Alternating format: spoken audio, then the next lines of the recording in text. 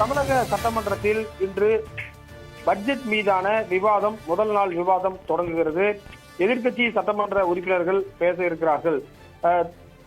நேற்று முன்தினம் தமிழக நிதித்துறை அமைச்சர் மரிய வில்சன் பட்ஜெட் தாக்கல் செய்திருந்த நிலையில் தற்போது இந்த ஒரு விவாதம் என்பது நடைபெற இருக்கிறது. இரண்டு பட்ஜெட் மீதும் உறுப்பினர்கள் தங்களுடைய கருத்துக்களை பேச இருக்கிறார்கள்.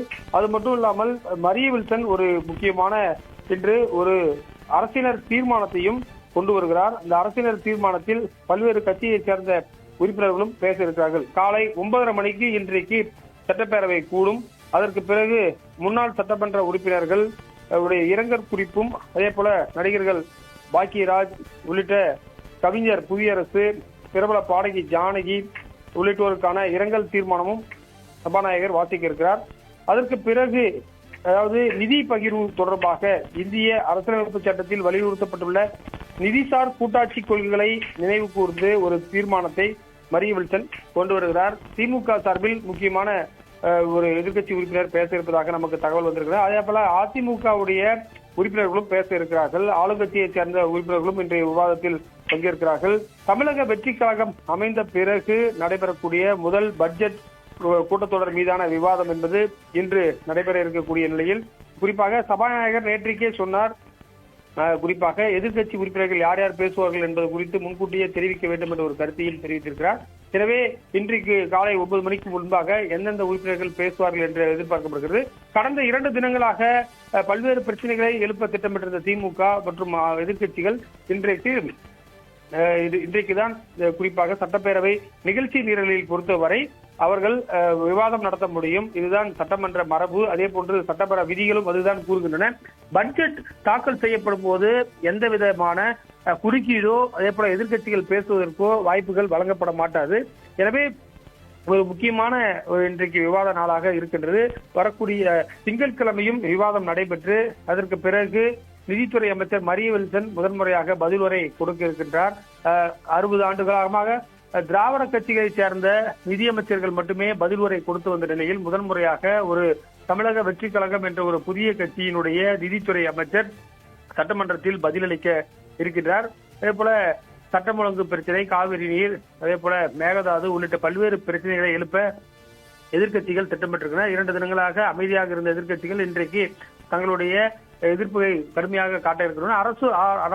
அரசும் பொறுத்தவரை தற்போது அதற்கு தயாராக வருகிறது. அதே போல இந்த அரசாங்கம் அமைந்த பிறகு முதல் ஒரு சட்ட மசோதாவை இன்று காலை வணிக வரி மற்றும் பத்திரப்பதிவுத்துறை அமைச்சர் லோகேஷ் தமிழ்ச்செல்வன் ஒரு பத்திரப்பதிவுல மதிப்பு கூட்டு வரி சம்பந்தமாக ஒரு பில்லையும் இன்ட்ரோடியூஸ் பண்றாரு. இது ஃபர்ஸ்ட் பில். இந்த கேபினெட் இந்த அரசாங்கம் அமைந்த பிறகு அறிமுகம் செய்யக்கூடிய முதல் பில்லை லோகேஷ் தமிழ்ச்செல்வன் கொடுக்கிறார் என்பதை நம்ம பார்க்க வேண்டும். அதே போல நாளை முதலமைச்சர் அனைத்து கட்சியுடைய எம்பிக்கள் கூட்டம் வைத்திருக்கக்கூடிய நிலையில் இந்த சட்டமன்ற கூட்டத்தொடருடைய முக்கியமான ஒரு நாளாக இன்று இருக்கும் என்று எதிர்பார்க்கப்படுகிறது. திமுகவை சேர்ந்த 59 உறுப்பினர்களுக்கு குழு தலைவராக எதிர்க்கட்சி தலைவர் உதயநிதி ஸ்டாலின் இருக்கிறார். அதே போல எடப்பாடி பழனிசாமியும் கிட்டத்தட்ட பல ஆண்டுகளாக அவர் சட்டப்பேரவையில் அவருக்கு அனுபவம் இருக்கிறது. எனவே அவரும் பல்வேறு பிரச்சனைகளை எழுப்ப வாய்ப்பு இருக்கிறது. அன்புமணி மனைவி சௌமியா அன்புமணியும் இன்றைக்கு பாமகவுடைய குழு தலைவராக இருக்கிறார். பிரேமலதா விஜயகாந்த், கம்யூனிஸ்ட் கட்சிகள் நிலைப்பாடு, மதிமுக உள்ளிட்ட விடுதலை சிறுத்தைகள் உள்ளிட்ட ஆளுங்கட்சிகளும் இன்றைக்கு குறிப்பாக தங்களது பங்களிப்பை தெரிவிக்க இருக்கிறார்கள்.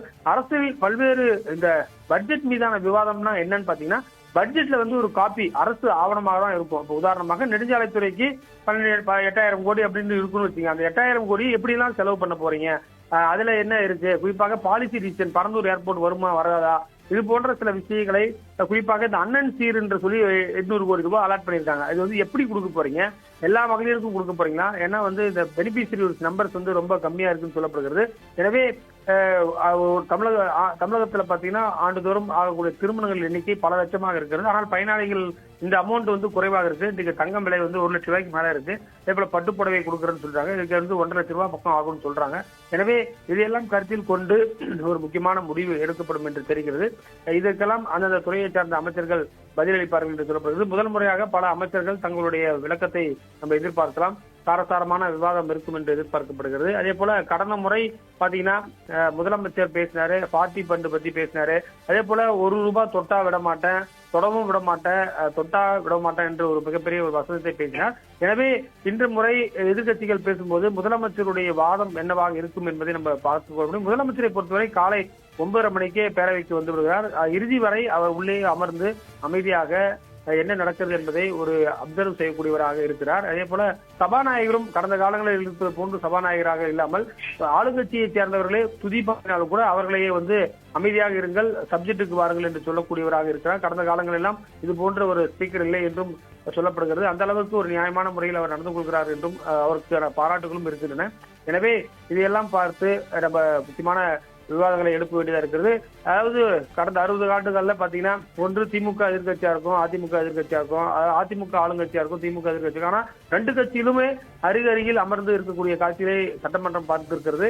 அதே போல பாத்தீங்கன்னா அதிமுக உறுப்பினர்களுக்கு அருகிலேயே திமுக உறுப்பினர்களுக்கும் இருக்கைகள் போடப்பட்டிருக்கின்றன. உதாரணமாக முன்வரிசையில் இருக்கக்கூடிய MRK பன்னீர்செல்வமும் எடப்பாடி பழனிசாமியும் அடிக்கடி சட்டமன்றத்தில் பேசிக் கொள்கிறார்கள்.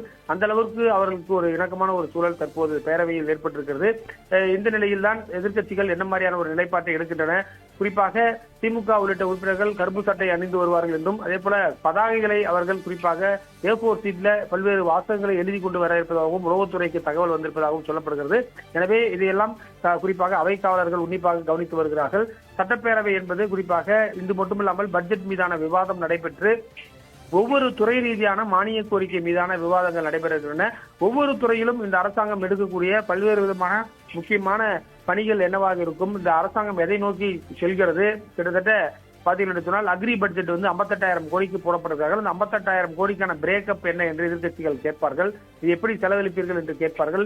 குறிப்பாக பல திட்டங்களுக்கு வெற்றி என்ற பெயர் சூட்டப்பட்டிருக்கிறது. இதையும் திமுக உள்ளிட்ட கட்சிகள் கேட்கும் என்று சொல்லப்படுகிறது. அதே போல இந்த டாஸ்மார்க் லீக்கேஜ், அதே போல கனிம வள லீக்கேஜ் எல்லாம் வந்து குறைப்போம் என்று சொல்லியிருக்கிறார்கள். எனவே இதையெல்லாம் குறித்து இன்றைக்கு சட்டமன்றத்தில் எப்படி அரசாங்கம் தன்னுடைய பயணத்தை தொடங்க இருக்கிறது, இந்த அரசாங்கம் வளர்ச்சியை நோக்கி அழைத்து செல்வதற்கு என்ன மாதிரியான இன்றைக்கு கூட பாத்தீங்கன்னா முக்கியமான ஆங்கில செய்தித்தாள்களில் கூட இந்த அரசாங்கத்திற்கான பாராட்டுகளாக தான் இருக்கின்றது. ரிப்பேரை செய்யக்கூடிய ஒரு அரசாங்கமாக இருக்கிறது. பல பிரச்சனைகளை கடந்து தற்போது புதிய பாதையில் அரசாங்கம் பயணிக்கிறதாக சொல்லியிருக்கிறார்கள். புதிய அதிகாரிகள் புதிய துறைக்கு வந்திருக்கார்கள். கடந்த 5 ஆண்டுகளில் ஒவ்வொரு துறையிலும் இருந்த செயலாளர்களும் மாற்றப்பட்டு புதிய அதிகாரிகள் வந்திருக்கிறார்கள். அந்த அதிகாரிகளுடைய ஆலோசனைகள் என்னவாக இருக்கும் என்பதை நம்ம பார்க்க வேண்டியதா இருக்கிறது. குறிப்பாக மத்திய அரசுக்கு எதிராக ஏற்கனவே வந்து பாத்தீங்கன்னா ஒரு தீர்மானம் நீட் தேர்வு தொடர்பாகவும், அதே போல பல கட்டங்களில் மேகதாது போன்ற தீர்மானங்களும் கொண்டு வரப்பட்டன. கடந்த இந்த ஆட்சி வந்த பிறகு கடந்த ஆளுநர் உரைக்கு நன்றி தெரிவிக்கும் அந்த விவாதம் நடைபெற்ற போது மேகதாது குறித்த ஒரு தீர்மானம், அரசினர் தீர்மானம் கொண்டு வரப்பட்டது. அதில் முதலமைச்சரும் பேசினார். எனவே இன்றைக்கும் ஒரு அரசினர் தீர்மானம் கொண்டு வருகிறார்கள். மத்திய அரசுடைய நிதி பகிர்வு தொடர்பாக பேசுகிறார்கள். எனவே இது ஒரு முக்கியமான ஒரு தீர்மானமாக இருக்கும். முதலமைச்சருடைய பார்வை என்ன என்பது இது குறித்து நமக்கு தெரிய வரும். முதலமைச்சர் உன்னிப்பாக கவனிப்பவராக இருக்கிறார். அது மட்டும் இல்லாமல் ஒரு சில வார்த்தைகளை பேசினாலும் குறிப்பாக ஆழமான கருத்துள்ளவையாகவும், அதே போல அதனால் குறிப்பாக பல்வேறு ஒரு எதிர்பார்ப்பும் ஆளுங்கட்சி உறுப்பினர்கள் அனைவருமே வந்து பாத்தீங்கன்னா கிட்டத்தட்ட தமிழக வெற்றி கழகத்தைச் சேர்ந்த 107 சட்டமன்ற உறுப்பினர்களில் கிட்டத்தட்ட 100க்கும் மேற்பட்டோர் புதியவர்கள். செங்கோட்டையன், புஷி ஆனந்த் உள்ளிட்ட ஒரு சிலருக்கு மட்டும்தான் பழைய அனுபவம் இருக்கின்றது, சட்டமன்ற உறுப்பினர்கள் என்ற அனுபவம். ஆனால் மற்ற அனைவருமே ஒரு முதலமைச்சரே முதல் முறையாக MLA ஆகி முதலமைச்சர் ஆனதும் இதுதான் வரலாறு. எம்ஜிஆர் கூட வந்து MLA ஆகி சில ஆண்டுகள் இருந்துதான் முதலமைச்சர் ஆனார். எனவே பல வரலாறுகளை மாற்றி எழுதியிருக்கக்கூடிய இந்த பல முக்கியமான முன்னெடுப்புகளை செல்லக்கூடிய அரசாங்கமாக இந்த தமிழக வெற்றி கழகம் அரசாங்கம் இருக்கிறது. எனவே இந்த பட்ஜெட் கூட்டத்தொடர் மீதான விவாதம் எந்த அளவுக்கு இருக்கிறது என்பதை நம்ம பார்க்க வேண்டும். வழக்கமாக பாத்தீங்கன்னா கேள்வி பதில் இருக்கும். இன்றைக்கு வந்து கேள்வி பதில் இல்லை என்பதை நம்ம உன்னிப்பாக கவனிக்க வேண்டும். அமைச்சர்கள் இன்னும் தயாராகவில்லை என்று நேற்று சபாநாயகர் சொன்னார். கேள்விகள் இப்போதுதான் வந்து கொண்டிருக்கின்றன. கேள்விகள் வந்த பிறகு கேள்வி பதிலும் சட்டப்பேரவையில் இருக்கும் என்று சபாநாயகர் JCD பிரபாகர் தெரிவித்திருக்கிறார்.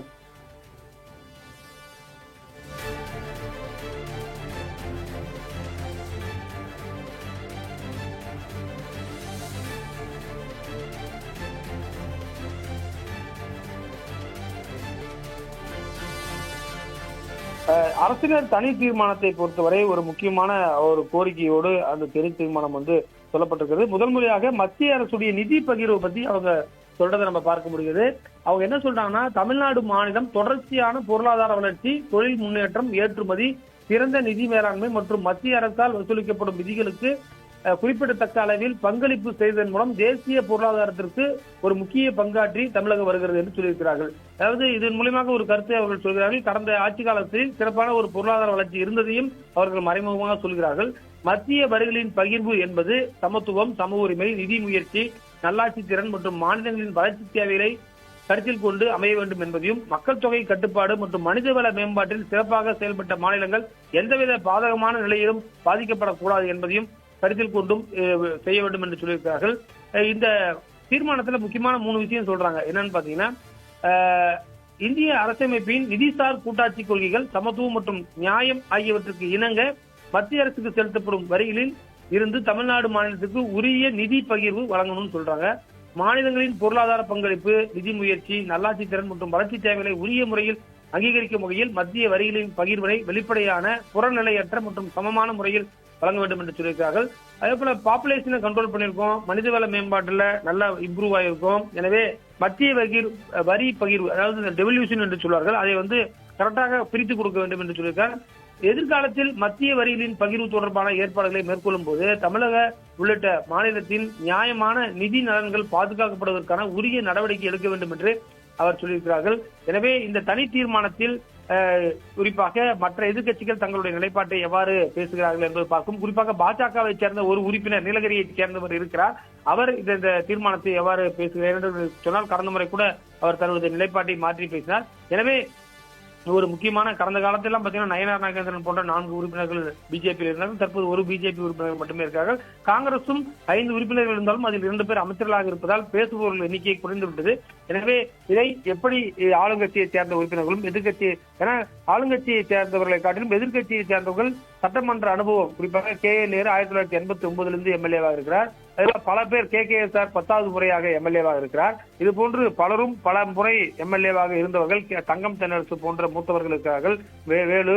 அதே போல அதிமுக சார்பிலும் எடப்பாடி பழனிசாமி, அக்ரி கிருஷ்ணமூர்த்தி, வேலுமணி, CV சண்முகம் போன்றவர்களும் அவர்களுக்கு சட்டப்பேரவை அனுபவம் நிறைய இருக்கின்றது. அவர்கள் நிறைய ஈஸியாக பல விஷயங்களை கையாளுவார்கள். ஆளுங்கட்சியை பொறுத்தவரை அமைச்சர்கள் அனைவருக்குமே கடந்த வாரம் பார்த்தீங்கன்னு சொன்னால் ஒரு ட்ரைனிங் செஷன் முன்னாள் சட்டப்பேரவை செயலாளர் ஜமாலுதீன் தலைமையில சட்டப்பேரவையிலேயே கொடுத்தார்கள். எப்படி சட்டப்பேரவையில் நடந்து கொள்ள வேண்டும், எவ்வாறு கேள்விகளை எதிர்கொள்ள வேண்டும், எப்படி பேசும்போது எதை சொல்ல, சட்டமன்றத்தில் பேசும்போது ஆரம்பிக்கும் போதே மாண்புமிகு சட்டமன்ற உறுப்பினர் என்றும் மாண்புமிகு பேரவைத் தலைவர் என்றும் மாண்புமிகு அமைச்சர் என்றுதான் சொல்லி அழைக்க வேண்டும். குறிப்பாக கைகளை தட்டக்கூடாது, மேசைகளை தான் தட்ட வேண்டும் என்பன போன்ற சில மரபுகள் இருக்கின்றன. இதையெல்லாம் குறிப்பாக புதிதாக வந்திருக்கக்கூடிய எம்எல்ஏக்களுக்கு சொல்லிக் கொடுத்திருக்கார்கள். புதிய இளைஞர்கள் புதிய சிந்தனைகளோடு வந்திருக்கிறார்கள். குறிப்பாக சாமானிய மக்களும் எம்எல்ஏக்கள் ஆக முடியும் என்று இந்த ஒரு 17வது சட்டமன்றம் இருக்கின்றது. எனவே இந்த சட்டமன்றத்தில் குறிப்பாக பெண்கள் 11 பேர் இருக்கிறார்கள், ஆளுங்கட்சியை சேர்ந்த பெண்கள். அதில் பலரும் அமைச்சர்கள், கீர்த்தனா, ஜெகதீஸ்வரி போன்றோரும் 2 அமைச்சர்கள் இருக்கிறார்கள். எனவே அவர்களுடைய பங்களிப்பு பார்க்க வேண்டும். கமலி அவரும் அமைச்சர், விஜயலட்சுமி 4 பெண் அமைச்சர்கள் இருக்கிறார்கள். அவர்களுடைய பங்களிப்பு இந்த சட்டப்பேரவையில் எப்படி இருக்கும் என்பதை நம்ம பொறுத்திருந்து பார்க்கலாம்.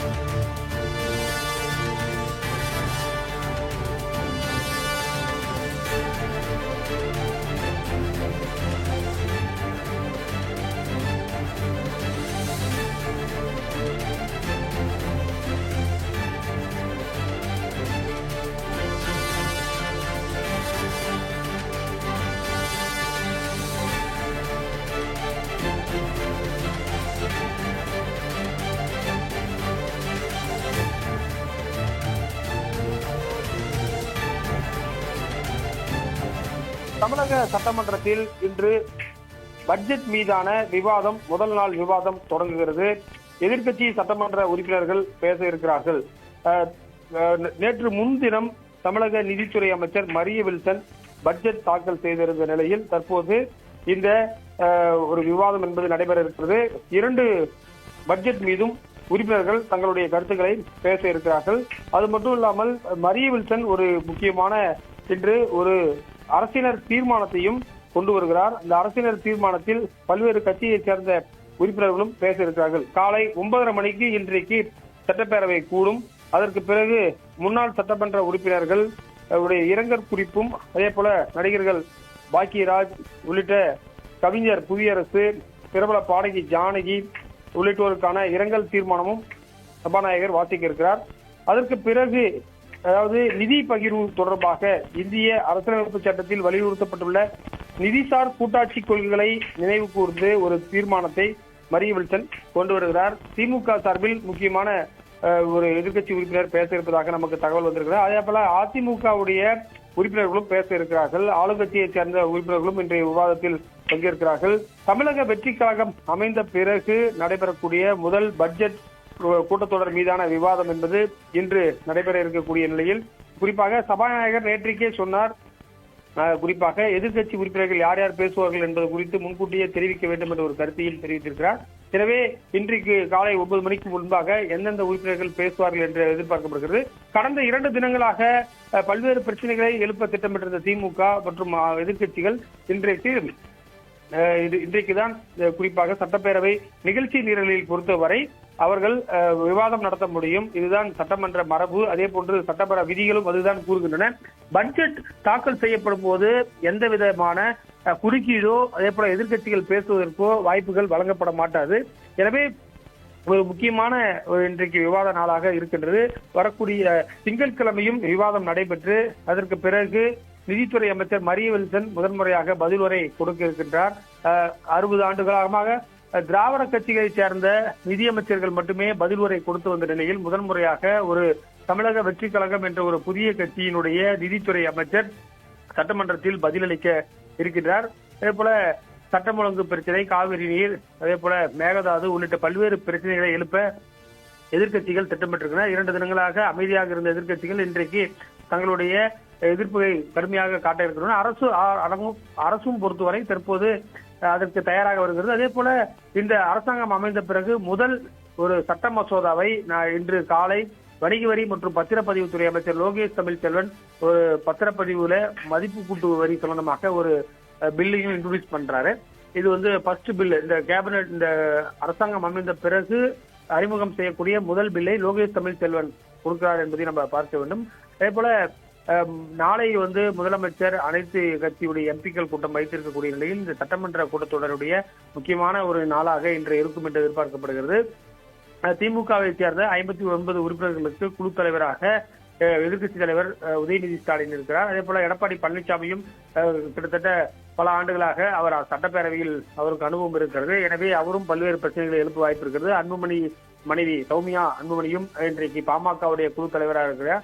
பிரேமலதா விஜயகாந்த், கம்யூனிஸ்ட் கட்சிகள் நிலைப்பாடு, மதிமுக உள்ளிட்ட விடுதலை சிறுத்தைகள் உள்ளிட்ட ஆளுங்கட்சிகளும் இன்றைக்கு குறிப்பாக தங்களது பங்களிப்பை தெரிவிக்க இருக்கிறார்கள். அரசில் பல்வேறு இந்த பட்ஜெட் மீதான விவாதம்னா என்னன்னு பாத்தீங்கன்னா, பட்ஜெட்ல ஒரு காப்பி அரசு ஆவணமாக தான் இருக்கும். இப்போ உதாரணமாக நெடுஞ்சாலைத்துறைக்கு 8,000 கோடி அப்படின்னு இருக்குன்னு வச்சுங்க. அந்த 8,000 கோடி எப்படி எல்லாம் செலவு பண்ண போறீங்க, அதுல என்ன இருக்கு, குறிப்பாக பாலிசி டிசிஷன் பரந்தூர் ஏர்போர்ட் வருமா வராதா, இது போன்ற சில விஷயங்களை குறிப்பாக இந்த அண்ணன் சீர் என்று சொல்லி 800 கோடி ரூபாய் அலாட் பண்ணியிருக்காங்க. இது எப்படி கொடுக்க போறீங்க, எல்லா மகளிருக்கும் கொடுக்க போறீங்களா? ஏன்னா இந்த பெனிஃபிஷரி நம்பர்ஸ் ரொம்ப கம்மியா இருக்குன்னு சொல்லப்படுகிறது. எனவே தமிழகத்துல பாத்தீங்கன்னா ஆண்டுதோறும் ஆகக்கூடிய திருமணங்கள் எண்ணிக்கை பல லட்சமாக இருக்கிறது. ஆனால் பயனாளிகள் இந்த அமௌண்ட் குறைவாக இருக்கு. இன்னைக்கு தங்கம் விலை 1 லட்சம் ரூபாய்க்கு மேல இருக்கு. அதே போல பட்டுப்புடவை கொடுக்கறேன்னு சொல்றாங்க. இதுக்கு 1.5 லட்சம் ரூபாய் பக்கம் ஆகும்னு சொல்றாங்க. எனவே இதையெல்லாம் கருத்தில் கொண்டு ஒரு முக்கியமான முடிவு எடுக்கப்படும் என்று தெரிகிறது. இதற்கெல்லாம் அந்தந்த துறையை சார்ந்த அமைச்சர்கள் பதிலளிப்பார்கள் என்று சொல்லப்படுகிறது. முதல் முறையாக பல அமைச்சர்கள் தங்களுடைய விளக்கத்தை நம்ம எதிர்பார்க்கலாம். காரசாரமான விவாதம் இருக்கும் என்று எதிர்பார்க்கப்படுகிறது. அதே போல கடந்த முறை பாத்தீங்கன்னா முதலமைச்சர் பேசினாரு, பார்ட்டி பண்டு பத்தி பேசினாரு. அதே போல ₹1 தொட்டா விட மாட்டேன், தொடவும் விட மாட்டேன், தொட்டா விட மாட்டேன் என்று ஒரு மிகப்பெரிய ஒரு வசனத்தை பேசினார். எனவே இன்று முறை எதிர்கட்சிகள் பேசும்போது முதலமைச்சருடைய வாதம் என்னவாக இருக்கும் என்பதை நம்ம பார்த்துக் கொள்ள முடியும். முதலமைச்சரை பொறுத்தவரை காலை 9:30 மணிக்கே பேரவைக்கு வந்து விடுகிறார். இறுதி வரை அவர் உள்ளே அமர்ந்து அமைதியாக என்ன நடக்கிறது என்பதை ஒரு அப்சர்வ் செய்யக்கூடியவராக இருக்கிறார். அதே போல சபாநாயகரும் கடந்த காலங்களில் இருப்பது போன்று சபாநாயகராக இல்லாமல் ஆளுங்கட்சியை சேர்ந்தவர்களே துதிப்பாக்கினாலும் கூட அவர்களையே வந்து அமைதியாக இருங்கள், சப்ஜெக்டுக்கு வாருங்கள் என்று சொல்லக்கூடியவராக இருக்கிறார். கடந்த காலங்கள் எல்லாம் இது போன்ற ஒரு ஸ்பீக்கர் இல்லை என்றும் சொல்லப்படுகிறது. அந்த அளவுக்கு ஒரு நியாயமான முறையில் அவர் நடந்து கொள்கிறார் என்றும் அவருக்கான பாராட்டுகளும் இருக்கின்றன.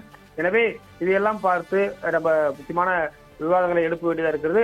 அதாவது கடந்த 60 ஆண்டுகள்ல பாத்தீங்கன்னா ஒன்று திமுக எதிர்கட்சியா இருக்கும், அதிமுக எதிர்கட்சியா இருக்கும், அதிமுக ஆளுங்கட்சியா இருக்கும், திமுக எதிர்கட்சி. ஆனா 2 கட்சியிலுமே அருகருகில் அமர்ந்து இருக்கக்கூடிய காட்சியை சட்டமன்றம் பார்த்து இருக்கிறது. அதே போல பாத்தீங்கன்னா அதிமுக உறுப்பினர்களுக்கு அருகிலேயே திமுக உறுப்பினர்களுக்கும் இருக்கைகள் போடப்பட்டிருக்கின்றன. உதாரணமாக முன்வரிசையில் இருக்கக்கூடிய MRK பன்னீர்செல்வமும் எடப்பாடி பழனிசாமியும் அடிக்கடி சட்டமன்றத்தில் பேசிக் கொள்கிறார்கள்.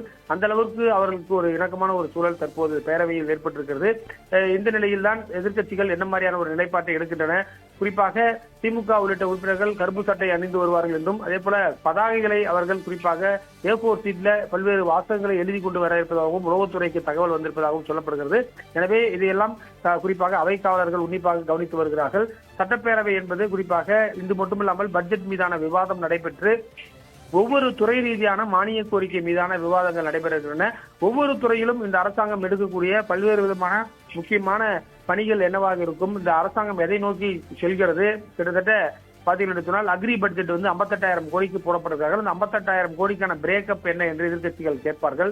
இது எப்படி செலவழிப்பீர்கள் என்று கேட்பார்கள். குறிப்பாக பல திட்டங்களுக்கு வெற்றி என்ற பெயர் கூட்டப்பட்டிருக்கிறது. இதையும் திமுக உள்ளிட்ட கட்சிகள் கேட்கும் என்று சொல்லப்படுகிறது. அதே போல இந்த டாஸ்மார்க் லீக்கேஜ், அதே போல கனிம வள லீக்கேஜ் எல்லாம் வந்து குறைப்போம் என்று சொல்லியிருக்கிறார்கள். எனவே இதையெல்லாம் குறம் குறித்து இன்றைக்கு சட்டமன்றத்தில் எப்படி அரசாங்கம் தன்னுடைய பயணத்தை தொடங்க இருக்கிறது, இந்த அரசாங்கம் வளர்ச்சியை நோக்கி அழைத்து செல்வதற்கு என்ன மாதிரியான இன்றைக்கு கூட பாத்தீங்கன்னா முக்கியமான ஆங்கில செய்தித்தாள்களில் கூட இந்த அரசாங்கத்திற்கான பாராட்டுகளாக தான் இருக்கின்றது. ரிப்பேரை செய்யக்கூடிய ஒரு அரசாங்கமாக இருக்கிறது. பல பிரச்சனைகளை கடந்து தற்போது புதிய பாதையில் அரசாங்கம் பயணிக்கிறதாக சொல்லியிருக்கிறார்கள். புதிய அதிகாரிகள் புதிய துறைக்கு வந்திருக்கிறார்கள். கடந்த 5 ஆண்டுகளில் ஒவ்வொரு துறையிலும் இருந்த செயலாளர்களும் மாற்றப்பட்டு புதிய அதிகாரிகள் வந்திருக்கிறார்கள். அந்த அதிகாரிகளுடைய ஆலோசனைகள் என்னவாக இருக்கும் என்பதை நம்ம பார்க்க வேண்டியதா இருக்கிறது. குறிப்பாக மத்திய அரசுக்கு எதிராக ஏற்கனவே வந்து பாத்தீங்கன்னா ஒரு தீர்மானம் நீட் தேர்வு தொடர்பாகவும், அதே போல பல கட்டங்களில் மேகதாது போன்ற தீர்மானங்களும் கொண்டு வரப்பட்டன. கடந்த இந்த ஆட்சி வந்த பிறகு கடந்த ஆளுநர் உரைக்கு நன்றி தெரிவிக்கும் அந்த விவாதம் நடைபெற்ற போது மேகதாது குறித்த ஒரு தீர்மானம், அரசினர் தீர்மானம் கொண்டு வரப்பட்டது. அதில் முதலமைச்சரும் பேசினார். எனவே இன்றைக்கும் ஒரு அரசினர் தீர்மானம் கொண்டு வருகிறார்கள். மத்திய அரசுடைய நிதி பகிர்வு தொடர்பாக பேசுகிறார்கள். எனவே இது ஒரு முக்கியமான ஒரு தீர்மானமாக இருக்கும். முதலமைச்சருடைய பார்வை என்ன என்பது இது குறித்து நமக்கு தெரிய வரும். முதலமைச்சர் உன்னிப்பாக கவனிப்பவராக இருக்கிறார். அது மட்டும் இல்லாமல் ஒரு சில வார்த்தைகளை பேசினாலும் குறிப்பாக ஆழமான கருத்துள்ளவையாகவும், அதே போல அதனால் குறிப்பாக பல்வேறு ஒரு எதிர்பார்ப்பும் ஆளுங்கட்சி உறுப்பினர்கள் அனைவருமே வந்து பாத்தீங்கன்னா கிட்டத்தட்ட தமிழக வெற்றி கழகத்தைச் சேர்ந்த 107 சட்டமன்ற உறுப்பினர்களில் கிட்டத்தட்ட 100க்கும் மேற்பட்டோர் புதியவர்கள். செங்கோட்டையன், புஷி ஆனந்த் உள்ளிட்ட ஒரு சிலருக்கு மட்டும்தான் பழைய அனுபவம் இருக்கின்றது, சட்டமன்ற உறுப்பினர்கள் என்ற அனுபவம். ஆனால் மற்ற அனைவருமே ஒரு முதலமைச்சரே முதல் முறையாக MLA ஆகி முதலமைச்சர் ஆனதும் இதுதான் வரலாறு. எம்ஜிஆர் கூட வந்து MLA ஆகி சில ஆண்டுகள் இருந்துதான் முதலமைச்சர் ஆனார். எனவே பல வரலாறுகளை மாற்றி எழுதியிருக்கக்கூடிய இந்த பல முக்கியமான முன்னெடுப்புகளை செல்லக்கூடிய அரசாங்கமாக இந்த தமிழக வெற்றி கழகம் அரசாங்கம் இருக்கிறது. எனவே இந்த பட்ஜெட் கூட்டத்தொடர் மீதான விவாதம் எந்த அளவுக்கு இருக்கிறது என்பதை நம்ம பார்க்க வேண்டும். வழக்கமாக பாத்தீங்கன்னா கேள்வி பதில் இருக்கும். இன்றைக்கு வந்து கேள்வி பதில் இல்லை என்பதை நம்ம உன்னிப்பாக கவனிக்க வேண்டும். அமைச்சர்கள் இன்னும் தயாராகவில்லை என்று நேற்று சபாநாயகர் சொன்னார். கேள்விகள் இப்போதுதான் வந்து கொண்டிருக்கின்றன. கேள்விகள் வந்த பிறகு கேள்வி பதிலும் சட்டப்பேரவையில் இருக்கும் என்று சபாநாயகர் JCD பிரபாகர் தெரிவித்திருக்கிறார்.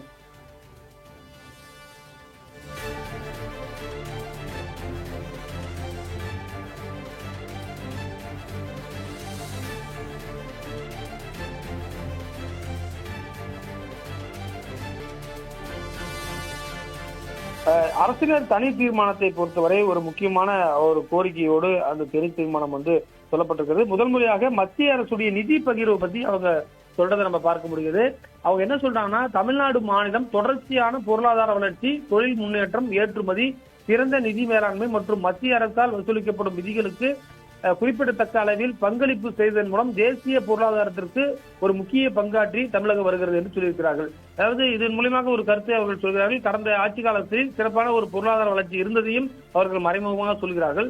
மத்திய வரிகளின் பகிர்வு என்பது சமத்துவம், சம உரிமை, நிதி முயற்சி, நல்லாட்சி திறன் மற்றும் மாநிலங்களின் வளர்ச்சி தேவைகளை கருத்தில் கொண்டு அமைய வேண்டும் என்பதையும், மக்கள் தொகை கட்டுப்பாடு மற்றும் மனிதவள மேம்பாட்டில் சிறப்பாக செயல்பட்ட மாநிலங்கள் எந்தவித பாதகமான நிலையிலும் பாதிக்கப்படக்கூடாது என்பதையும் கருத்தில் கொண்டும் செய்ய வேண்டும் என்று சொல்லியிருக்கிறார்கள்.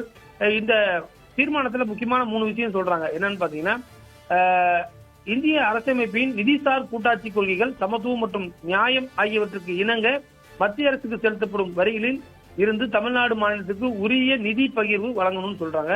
மாநிலங்களின் பொருளாதார பங்களிப்பு, நிதி முயற்சி, நல்லாட்சி திறன் மற்றும் வளர்ச்சி தேவைகளை உரிய முறையில் அங்கீகரிக்கும் வகையில் மத்திய வரிகளின் பகிர்வை வெளிப்படையான, புறநிலையற்ற மற்றும் சமமான முறையில் வழங்க வேண்டும் என்று சொல்லியிருக்கிறார்கள்.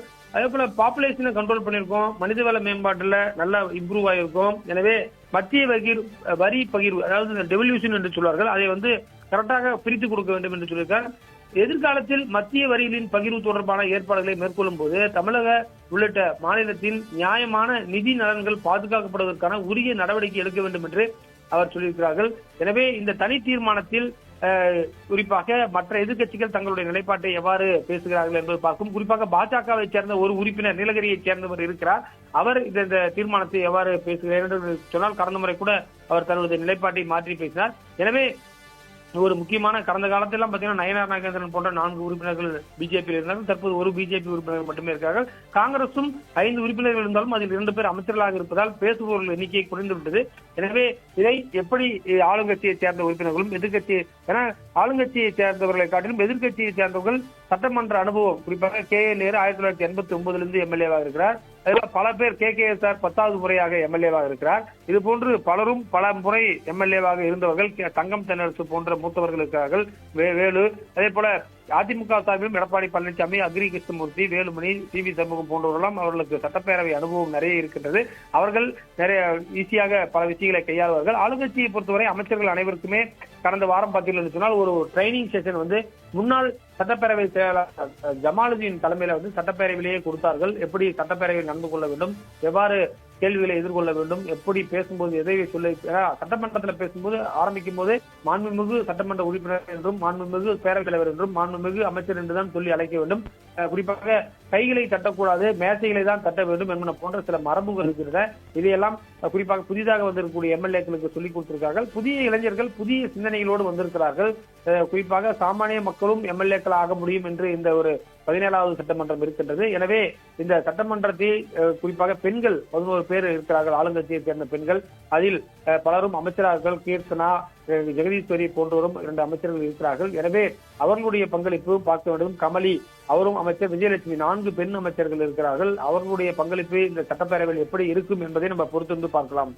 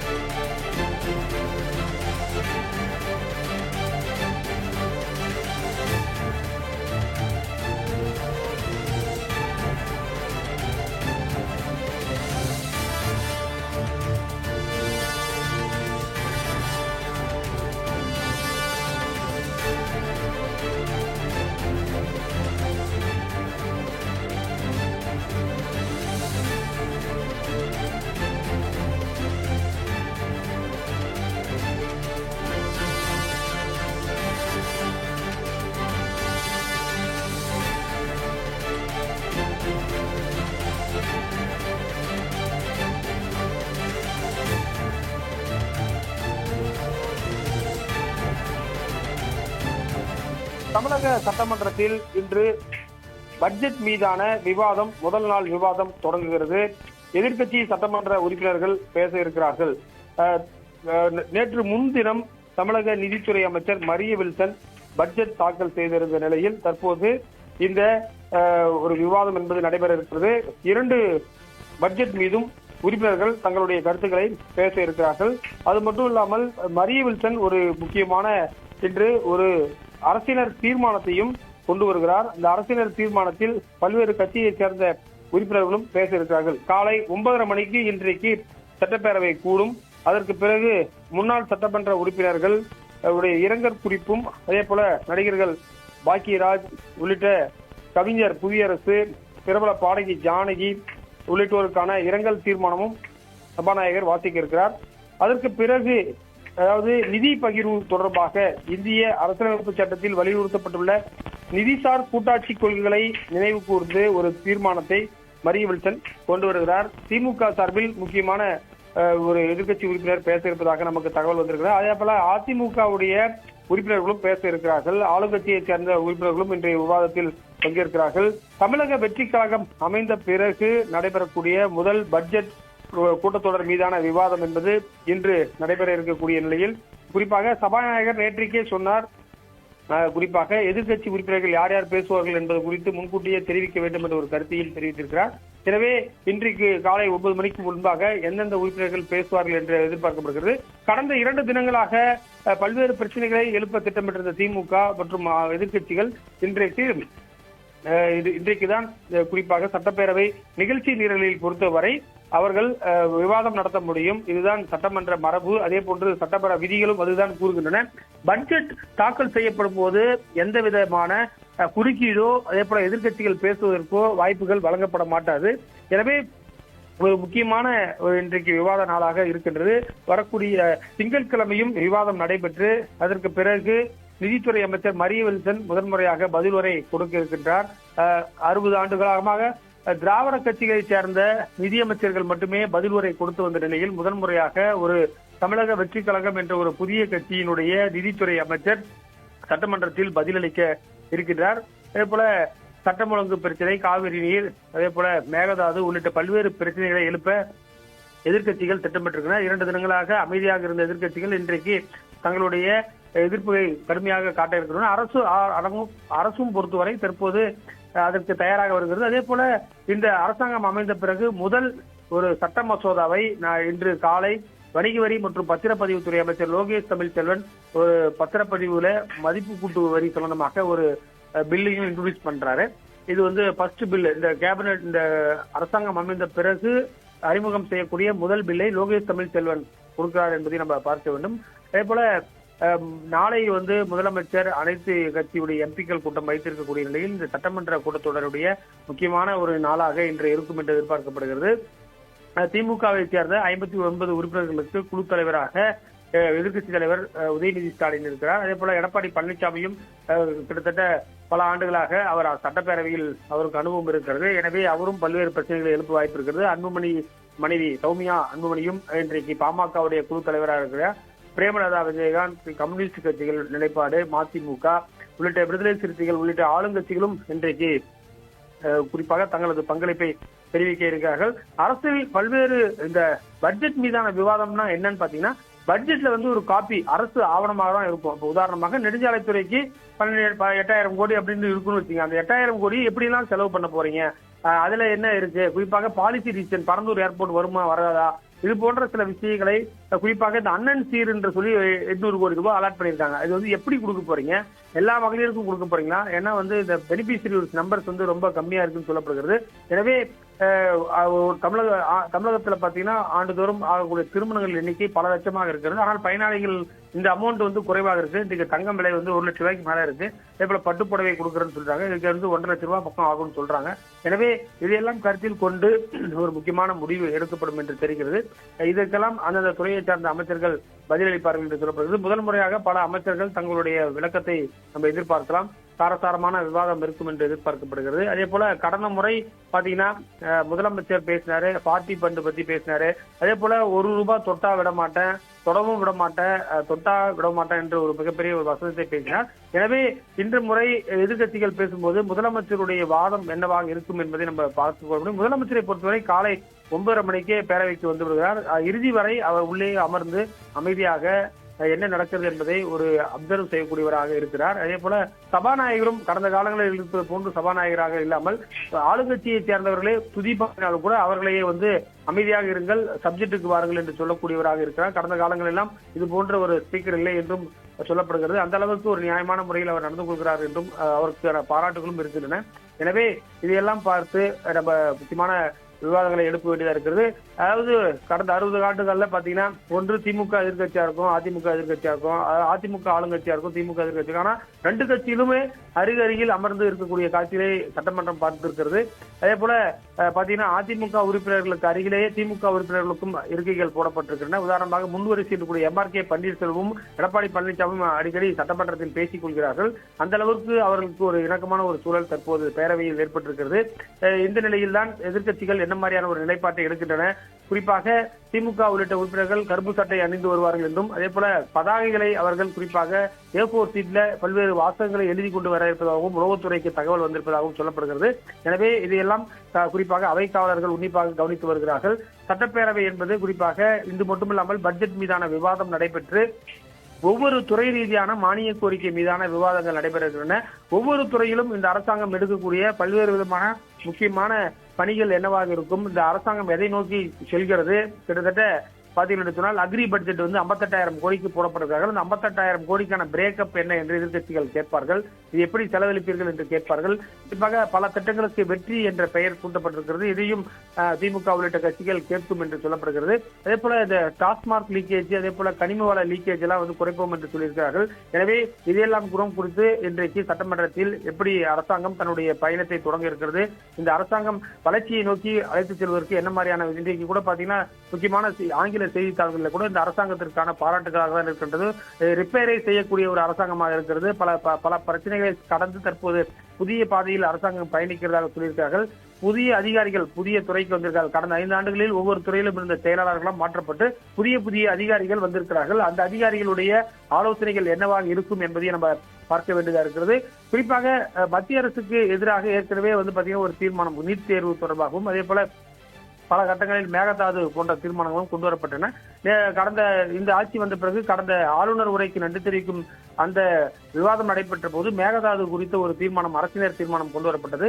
அதில் முதலமைச்சரும் பேசினார். எனவே இன்றைக்கும் ஒரு அரசினர் தீர்மானம் கொண்டு வருகிறார்கள். மத்திய அரசுடைய நிதி பகிர்வு தொடர்பாக பேசுகிறார்கள். எனவே இது ஒரு முக்கியமான ஒரு தீர்மானமாக இருக்கும். முதலமைச்சருடைய பார்வை என்ன என்பது இது குறித்து நமக்கு தெரிய வரும். முதலமைச்சர் உன்னிப்பாக கவனிப்பவராக இருக்கிறார். அது மட்டும் இல்லாமல் ஒரு சில வார்த்தைகளை பேசினாலும் குறிப்பாக ஆழமான கருத்துள்ளவையாகவும், அதே போல அதனால் குறிப்பாக பல்வேறு ஒரு எதிர்பார்ப்பும் ஆளுங்கட்சி உறுப்பினர்கள் அனைவருமே வந்து பாத்தீங்கன்னா கிட்டத்தட்ட தமிழக வெற்றி கழகத்தைச் சேர்ந்த 107 சட்டமன்ற உறுப்பினர்களில் கிட்டத்தட்ட 100க்கும் மேற்பட்டோர் புதியவர்கள். செங்கோட்டையன், புஷி ஆனந்த் உள்ளிட்ட ஒரு சிலருக்கு மட்டும்தான் பழைய அனுபவம் இருக்கின்றது, சட்டமன்ற உறுப்பினர்கள் என்ற அனுபவம். ஆனால் மற்ற அனைவருமே ஒரு முதலமைச்சரே முதல் முறையாக MLA ஆகி முதலமைச்சர் ஆனதும் இதுதான் வரலாறு. எம்ஜிஆர் கூட வந்து MLA ஆகி சில ஆண்டுகள் இருந்துதான் முதலமைச்சர் ஆனார். எனவே பல வரலாறுகளை மாற்றி எழுதியிருக்கக்கூடிய இந்த பல முக்கியமான முன்னெடுப்புகளை செல்லக்கூடிய அரசாங்கமாக இந்த தமிழக வெற்றி கழகம் அரசாங்கம் இருக்கிறது. எனவே இந்த பட்ஜெட் கூட்டத்தொடர் மீதான விவாதம் எந்த அளவுக்கு இருக்கிறது என்பதை நம்ம பார்க்க வேண்டும். வழக்கமாக பாத்தீங்கன்னா கேள்வி பதில் இருக்கும். இன்றைக்கு வந்து கேள்வி பதில் இல்லை என்பதை நம்ம உன்னிப்பாக கவனிக்க வேண்டும். அமைச்சர்கள் இன்னும் தயாராகவில்லை என்று நேற்று சபாநாயகர் சொன்னார். கேள்விகள் இப்போதுதான் வந்து கொண்டிருக்கின்றன. கேள்விகள் வந்த பிறகு கேள்வி பதிலும் சட்டப்பேரவையில் இருக்கும் என்று சபாநாயகர் JCD பிரபாகர் தெரிவித்திருக்கிறார்.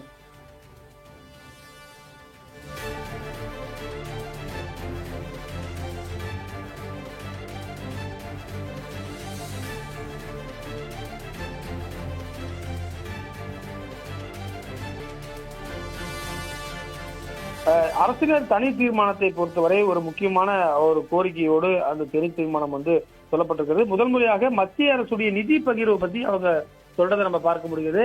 அவங்க என்ன சொல்றாங்கன்னா, தமிழ்நாடு மாநிலம் தொடர்ச்சியான பொருளாதார வளர்ச்சி, தொழில் முன்னேற்றம், ஏற்றுமதி, சிறந்த நிதி மேலாண்மை மற்றும் மத்திய அரசால் வசூலிக்கப்படும் விதிகளுக்கு குறிப்பிடத்தக்க அளவில் பங்களிப்பு செய்ததன் மூலம் தேசிய பொருளாதாரத்திற்கு ஒரு முக்கிய பங்காற்றி தமிழகம் வருகிறது என்று சொல்லியிருக்கிறார்கள். அதாவது இதன் மூலமாக ஒரு கருத்தை அவர்கள் சொல்கிறார்கள். கடந்த ஆட்சி காலத்தில் சிறப்பான ஒரு பொருளாதார வளர்ச்சி இருந்ததையும் அவர்கள் மறைமுகமாக சொல்கிறார்கள்.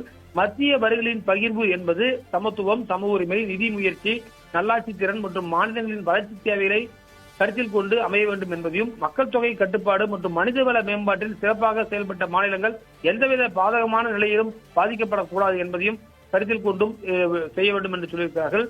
இந்த தீர்மானத்துல முக்கியமான 3 விஷயம் சொல்றாங்க. என்னன்னு பாத்தீங்கன்னா, இந்திய அரசமைப்பின் நிதிசார் கூட்டாட்சி கொள்கைகள், சமத்துவம் மற்றும் நியாயம் ஆகியவற்றுக்கு இணங்க மத்திய அரசுக்கு செலுத்தப்படும் வரிகளில் இருந்து தமிழ்நாடு மாநிலத்துக்கு உரிய நிதி பகிர்வு வழங்கணும்னு சொல்றாங்க. மாநிலங்களின் பொருளாதார பங்களிப்பு, நிதி முயற்சி, நல்லாட்சி திறன் மற்றும் வளர்ச்சி தேவைகளை உரிய முறையில் அங்கீகரிக்கும் வகையில் மத்திய வரிகளின் பகிர்வை வெளிப்படையான, புறநிலையற்ற மற்றும் சமமான முறையில் வழங்க வேண்டும் என்று சொல்லியிருக்கிறார்கள். அதே போல பாப்புலேஷனை கண்ட்ரோல் பண்ணியிருக்கோம், மனிதவள மேம்பாட்டுல நல்லா இம்ப்ரூவ் ஆகிருக்கும். எனவே மத்திய வரி பகிர்வு, அதாவது இந்த டெவல்யூஷன் என்று சொல்வார்கள், அதை கரெக்டாக பிரித்து கொடுக்க வேண்டும் என்று சொல்லியிருக்கார். எதிர்காலத்தில் மத்திய வரிகளின் பகிர்வு தொடர்பான ஏற்பாடுகளை மேற்கொள்ளும் போது தமிழக உள்ளிட்ட மாநிலத்தின் நியாயமான நிதி நலன்கள் பாதுகாக்கப்படுவதற்கான உரிய நடவடிக்கை எடுக்க வேண்டும் என்று அவர் சொல்லியிருக்கிறார்கள். எனவே இந்த தனி தீர்மானத்தில் குறிப்பாக மற்ற எதிர்க்கட்சிகள் தங்களுடைய நிலைப்பாட்டை எவ்வாறு பேசுகிறார்கள் என்பது பார்க்கும். குறிப்பாக பாஜகவை சேர்ந்த ஒரு உறுப்பினர், நீலகிரியை சேர்ந்தவர் இருக்கிறார். அவர் இந்த தீர்மானத்தை எவ்வாறு பேசுகிறார் என்று சொன்னால், கடந்த முறை கூட அவர் தன்னுடைய நிலைப்பாட்டை மாற்றி பேசினார். எனவே ஒரு முக்கியமான, கடந்த காலத்திலாம் பாத்தீங்கன்னா நயனார் நாகேந்திரன் போன்ற 4 உறுப்பினர்கள் பிஜேபியில் இருந்தார்கள். தற்போது ஒரு பிஜேபி உறுப்பினர்கள் மட்டுமே இருக்கிறார்கள்.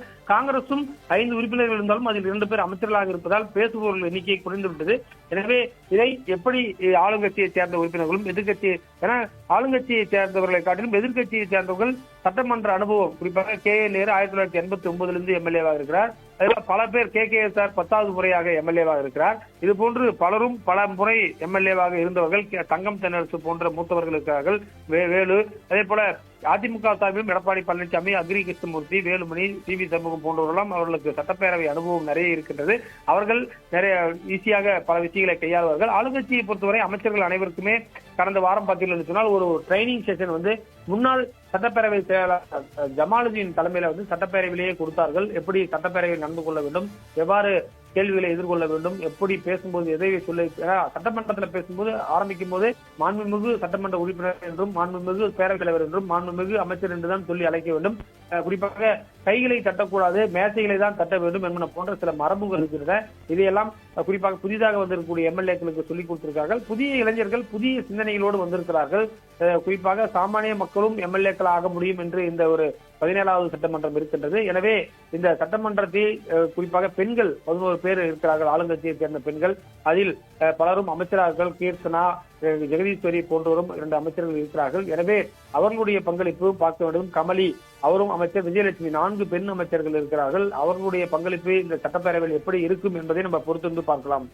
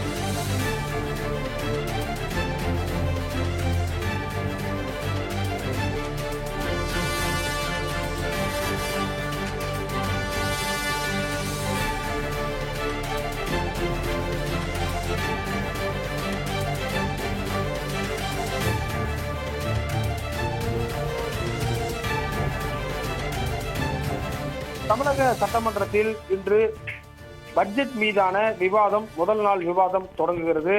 எதிர்க்கட்சி சட்டமன்ற உறுப்பினர்கள் பேச இருக்கிறார்கள். நேற்று முன்தினம் தமிழக நிதித்துறை அமைச்சர் மரிய வில்சன் பட்ஜெட் தாக்கல் செய்திருந்த நிலையில் தற்போது இந்த ஒரு விவாதம் என்பது நடைபெற இருக்கிறது.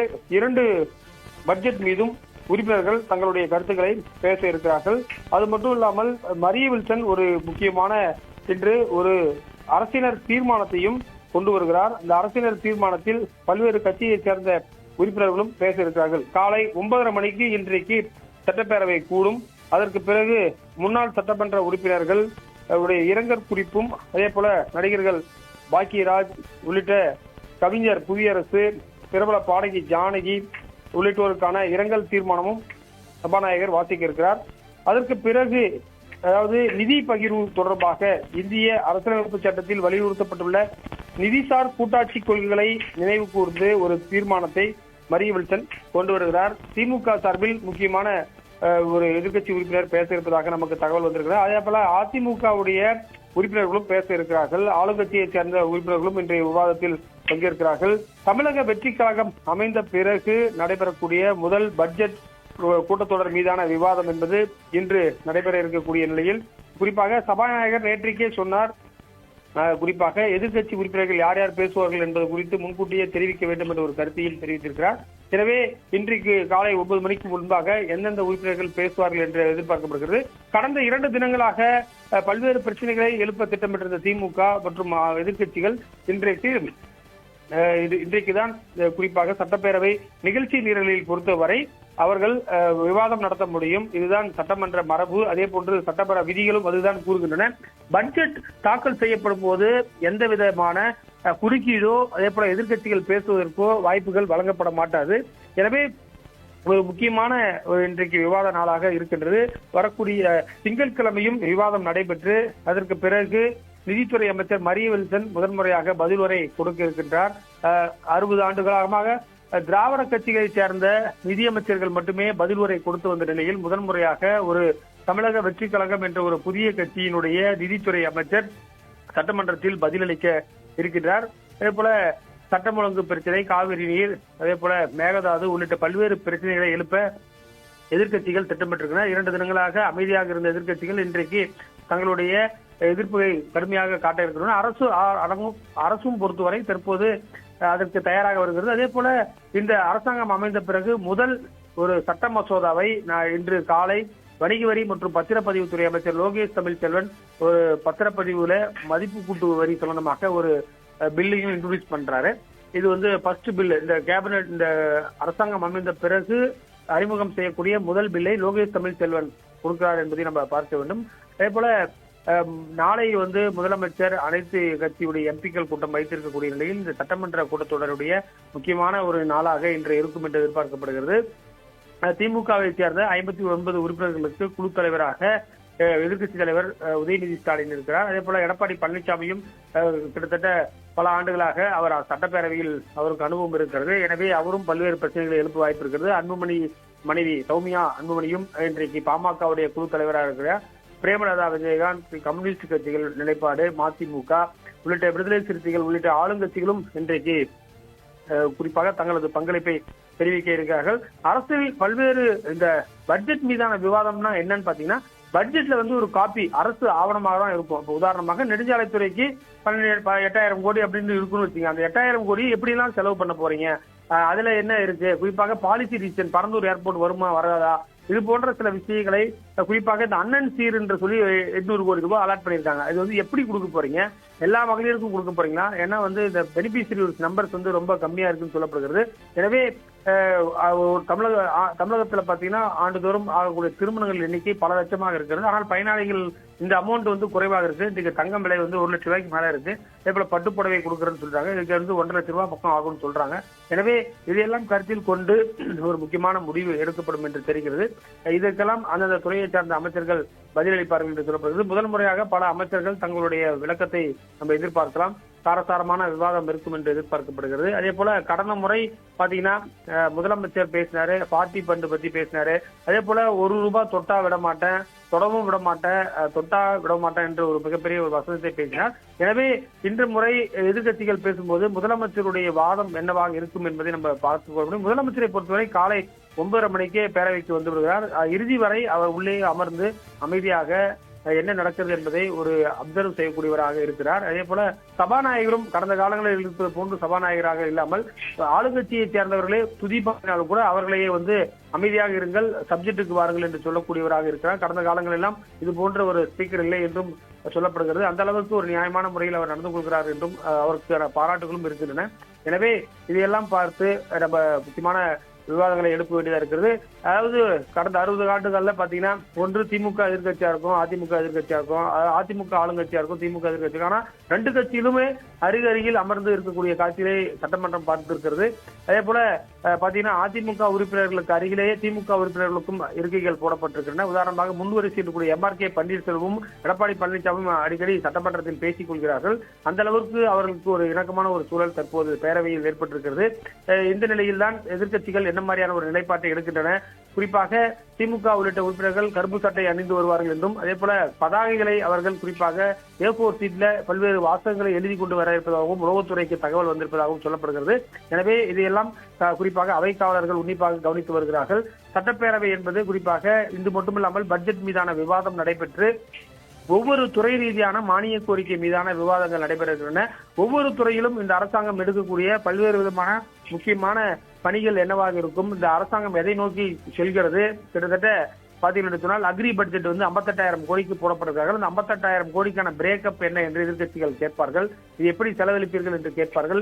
குறிப்பாக பல திட்டங்களுக்கு வெற்றி என்ற பெயர் சூட்டப்பட்டிருக்கிறது. இதையும் திமுக உள்ளிட்ட கட்சிகள் கேட்கும் என்று சொல்லப்படுகிறது. அதே போல இந்த டாஸ்மார்க் லீக்கேஜ், அதே போல கனிம வள லீக்கேஜ் எல்லாம் வந்து குறைப்போம் என்று சொல்லியிருக்கிறார்கள்.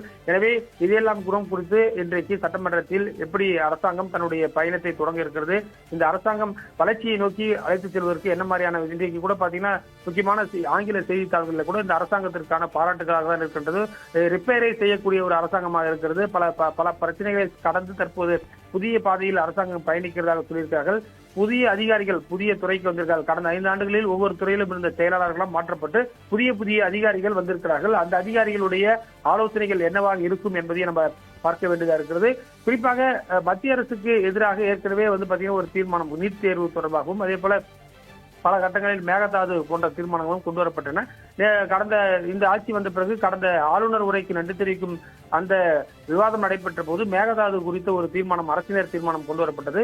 அதில் முதலமைச்சரும் பேசினார். எனவே இன்றைக்கும் ஒரு அரசினர் தீர்மானம் கொண்டு வருகிறார்கள். மத்திய அரசுடைய நிதி பகிர்வு தொடர்பாக பேசுகிறார்கள். எனவே இது ஒரு முக்கியமான ஒரு தீர்மானமாக இருக்கும். முதலமைச்சருடைய பார்வை என்ன என்பது இது குறித்து நமக்கு தெரிய வரும். முதலமைச்சர் உன்னிப்பாக கவனிப்பவராக இருக்கிறார். அது மட்டும் இல்லாமல் ஒரு சில வார்த்தைகளை பேசினாலும் குறிப்பாக ஆழமான கருத்துள்ளவையாகவும், அதே போல அதனால் குறிப்பாக பல்வேறு ஒரு எதிர்பார்ப்பும் ஆளுங்கட்சி உறுப்பினர்கள் அனைவருமே வந்து பாத்தீங்கன்னா கிட்டத்தட்ட தமிழக வெற்றி கழகத்தைச் சேர்ந்த 107 சட்டமன்ற உறுப்பினர்களில் கிட்டத்தட்ட 100க்கும் மேற்பட்டோர் புதியவர்கள். செங்கோட்டையன், புஷி ஆனந்த் உள்ளிட்ட ஒரு சிலருக்கு மட்டும்தான் பழைய அனுபவம் இருக்கின்றது, சட்டமன்ற உறுப்பினர்கள் என்ற அனுபவம். ஆனால் மற்ற அனைவருமே ஒரு முதலமைச்சரே முதல் முறையாக MLA ஆகி முதலமைச்சர் ஆனதும் இதுதான் வரலாறு. எம்ஜிஆர் கூட வந்து MLA ஆகி சில ஆண்டுகள் இருந்துதான் முதலமைச்சர் ஆனார். எனவே பல வரலாறுகளை மாற்றி எழுதியிருக்கக்கூடிய இந்த பல முக்கியமான முன்னெடுப்புகளை செல்லக்கூடிய அரசாங்கமாக இந்த தமிழக வெற்றி கழகம் அரசாங்கம் இருக்கிறது.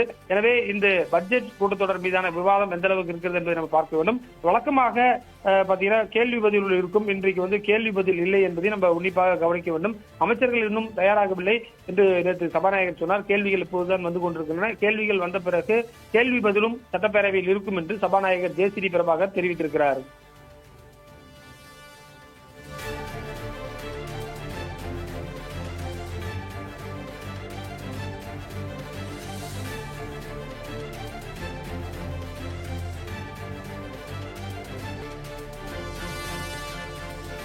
அரசினர் தனி தீர்மானத்தை பொறுத்தவரை ஒரு முக்கியமான ஒரு கோரிக்கையோடு அந்த தனி தீர்மானம் வந்து சொல்லப்பட்டிருக்கிறது. முதல் முறையாக மத்திய அரசுடைய நிதி பகிர்வு பத்தி அவங்க சொல்றதை நம்ம பார்க்க முடியுது.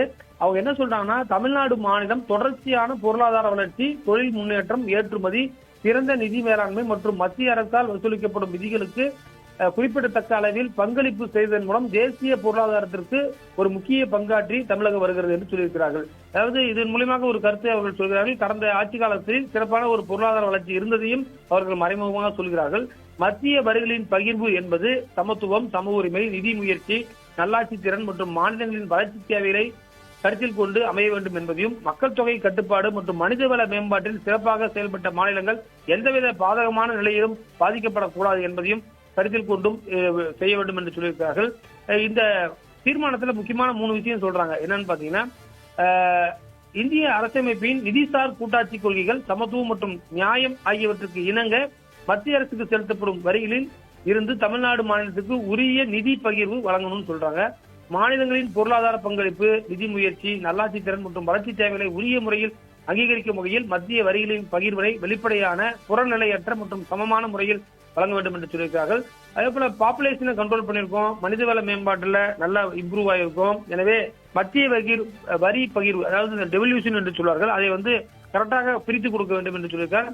எதிர்காலத்தில் மத்திய வரிகளின் பகிர்வு தொடர்பான ஏற்பாடுகளை மேற்கொள்ளும் போது தமிழக உள்ளிட்ட மாநிலத்தின் நியாயமான நிதி நலன்கள் பாதுகாக்கப்படுவதற்கான உரிய நடவடிக்கை எடுக்க வேண்டும் என்று அவர் சொல்லியிருக்கிறார்கள். எனவே இந்த தனி தீர்மானத்தில் குறிப்பாக மற்ற எதிர்க்கட்சிகள் தங்களுடைய நிலைப்பாட்டை எவ்வாறு பேசுகிறார்கள் என்பது பார்க்கும். குறிப்பாக பாஜகவை சேர்ந்த ஒரு உறுப்பினர், நீலகிரியை சேர்ந்தவர் இருக்கிறார். அவர் இந்த தீர்மானத்தை எவ்வாறு பேசுகிறார் என்று சொன்னால், கடந்த முறை கூட அவர் தன்னுடைய நிலைப்பாட்டை மாற்றி பேசினார்.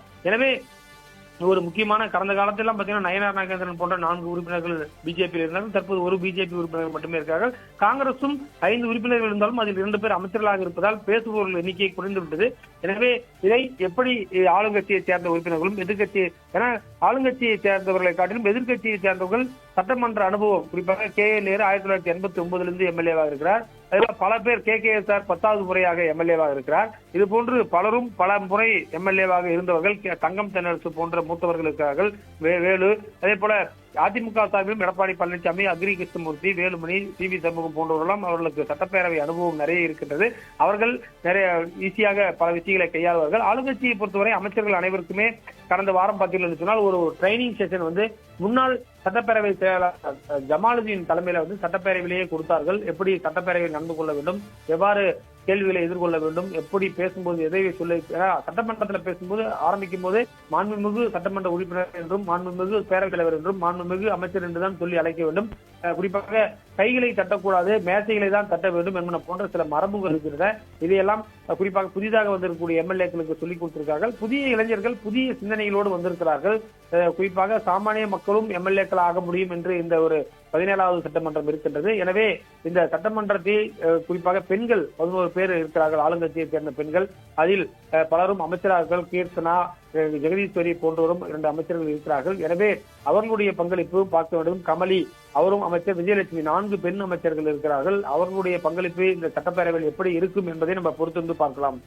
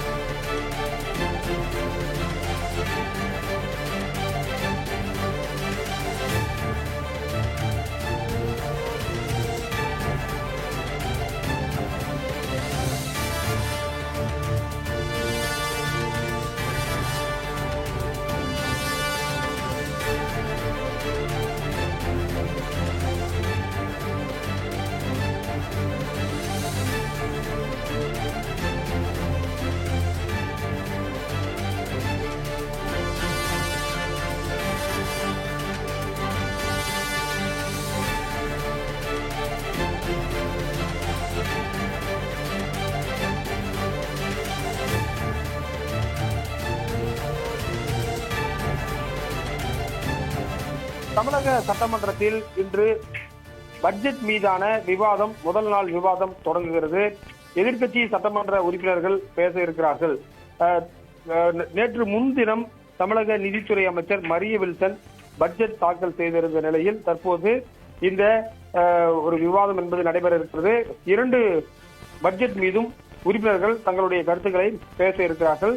அது மட்டும் இல்லாமல் மரிய வில்சன் ஒரு முக்கியமான இன்று ஒரு அரசியல் தீர்மானத்தையும் கொண்டு வருகிறார். இந்த அரசியல் தீர்மானத்தில் பல்வேறு கட்சியைச் சேர்ந்த உறுப்பினர்களும் பேச இருக்கிறார்கள். காலை 9:30 மணிக்கு இன்றைக்கு சட்டப்பேரவை கூடும்.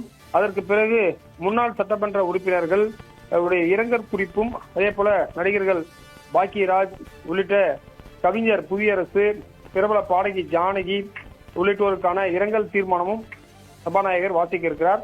அதற்கு பிறகு அதாவது நிதி பகிர்வு தொடர்பாக இந்திய அரசியலமைப்பு சட்டத்தில் வலியுறுத்தப்பட்டுள்ள நிதிசார் கூட்டாட்சி கொள்கைகளை நினைவு கூர்ந்து ஒரு தீர்மானத்தை மரிய வில்சன் கொண்டு வருகிறார். திமுக சார்பில் முக்கியமான ஒரு எதிர்க்கட்சி உறுப்பினர் பேச இருப்பதாக நமக்கு தகவல் வந்திருக்கிறார். அதே போல அதிமுகவுடைய உறுப்பினர்களும் பேச இருக்கிறார்கள். ஆளுங்கட்சியைச் சேர்ந்த உறுப்பினர்களும் இன்றைய விவாதத்தில் பங்கேற்கிறார்கள்.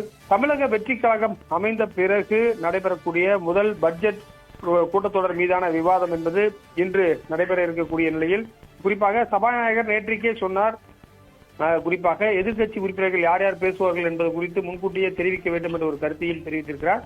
எனவே இன்றைக்கு காலை 9 மணிக்கு முன்பாக எந்தெந்த உறுப்பினர்கள் பேசுவார்கள் என்று எதிர்பார்க்கப்படுகிறது. கடந்த 2 தினங்களாக பல்வேறு பிரச்சனைகளை எழுப்ப திட்டமிட்டிருந்த திமுக மற்றும் எதிர்க்கட்சிகள் இன்றைக்குதான் குறிப்பாக சட்டப்பேரவை நிகழ்ச்சி நிரலில் பொறுத்தவரை அவர்கள் விவாதம் நடத்த முடியும். இதுதான் சட்டமன்ற மரபு. அதே போன்று சட்டப்பேரவை விதிகளும் அதுதான் கூறுகின்றன. பட்ஜெட் தாக்கல் செய்யப்படும் போது எந்த விதமான குறுக்கீடோ அதே போல எதிர்க்கட்சிகள் பேசுவதற்கோ வாய்ப்புகள் வழங்கப்பட மாட்டாது. எனவே ஒரு முக்கியமான இன்றைக்கு விவாத நாளாக இருக்கின்றது.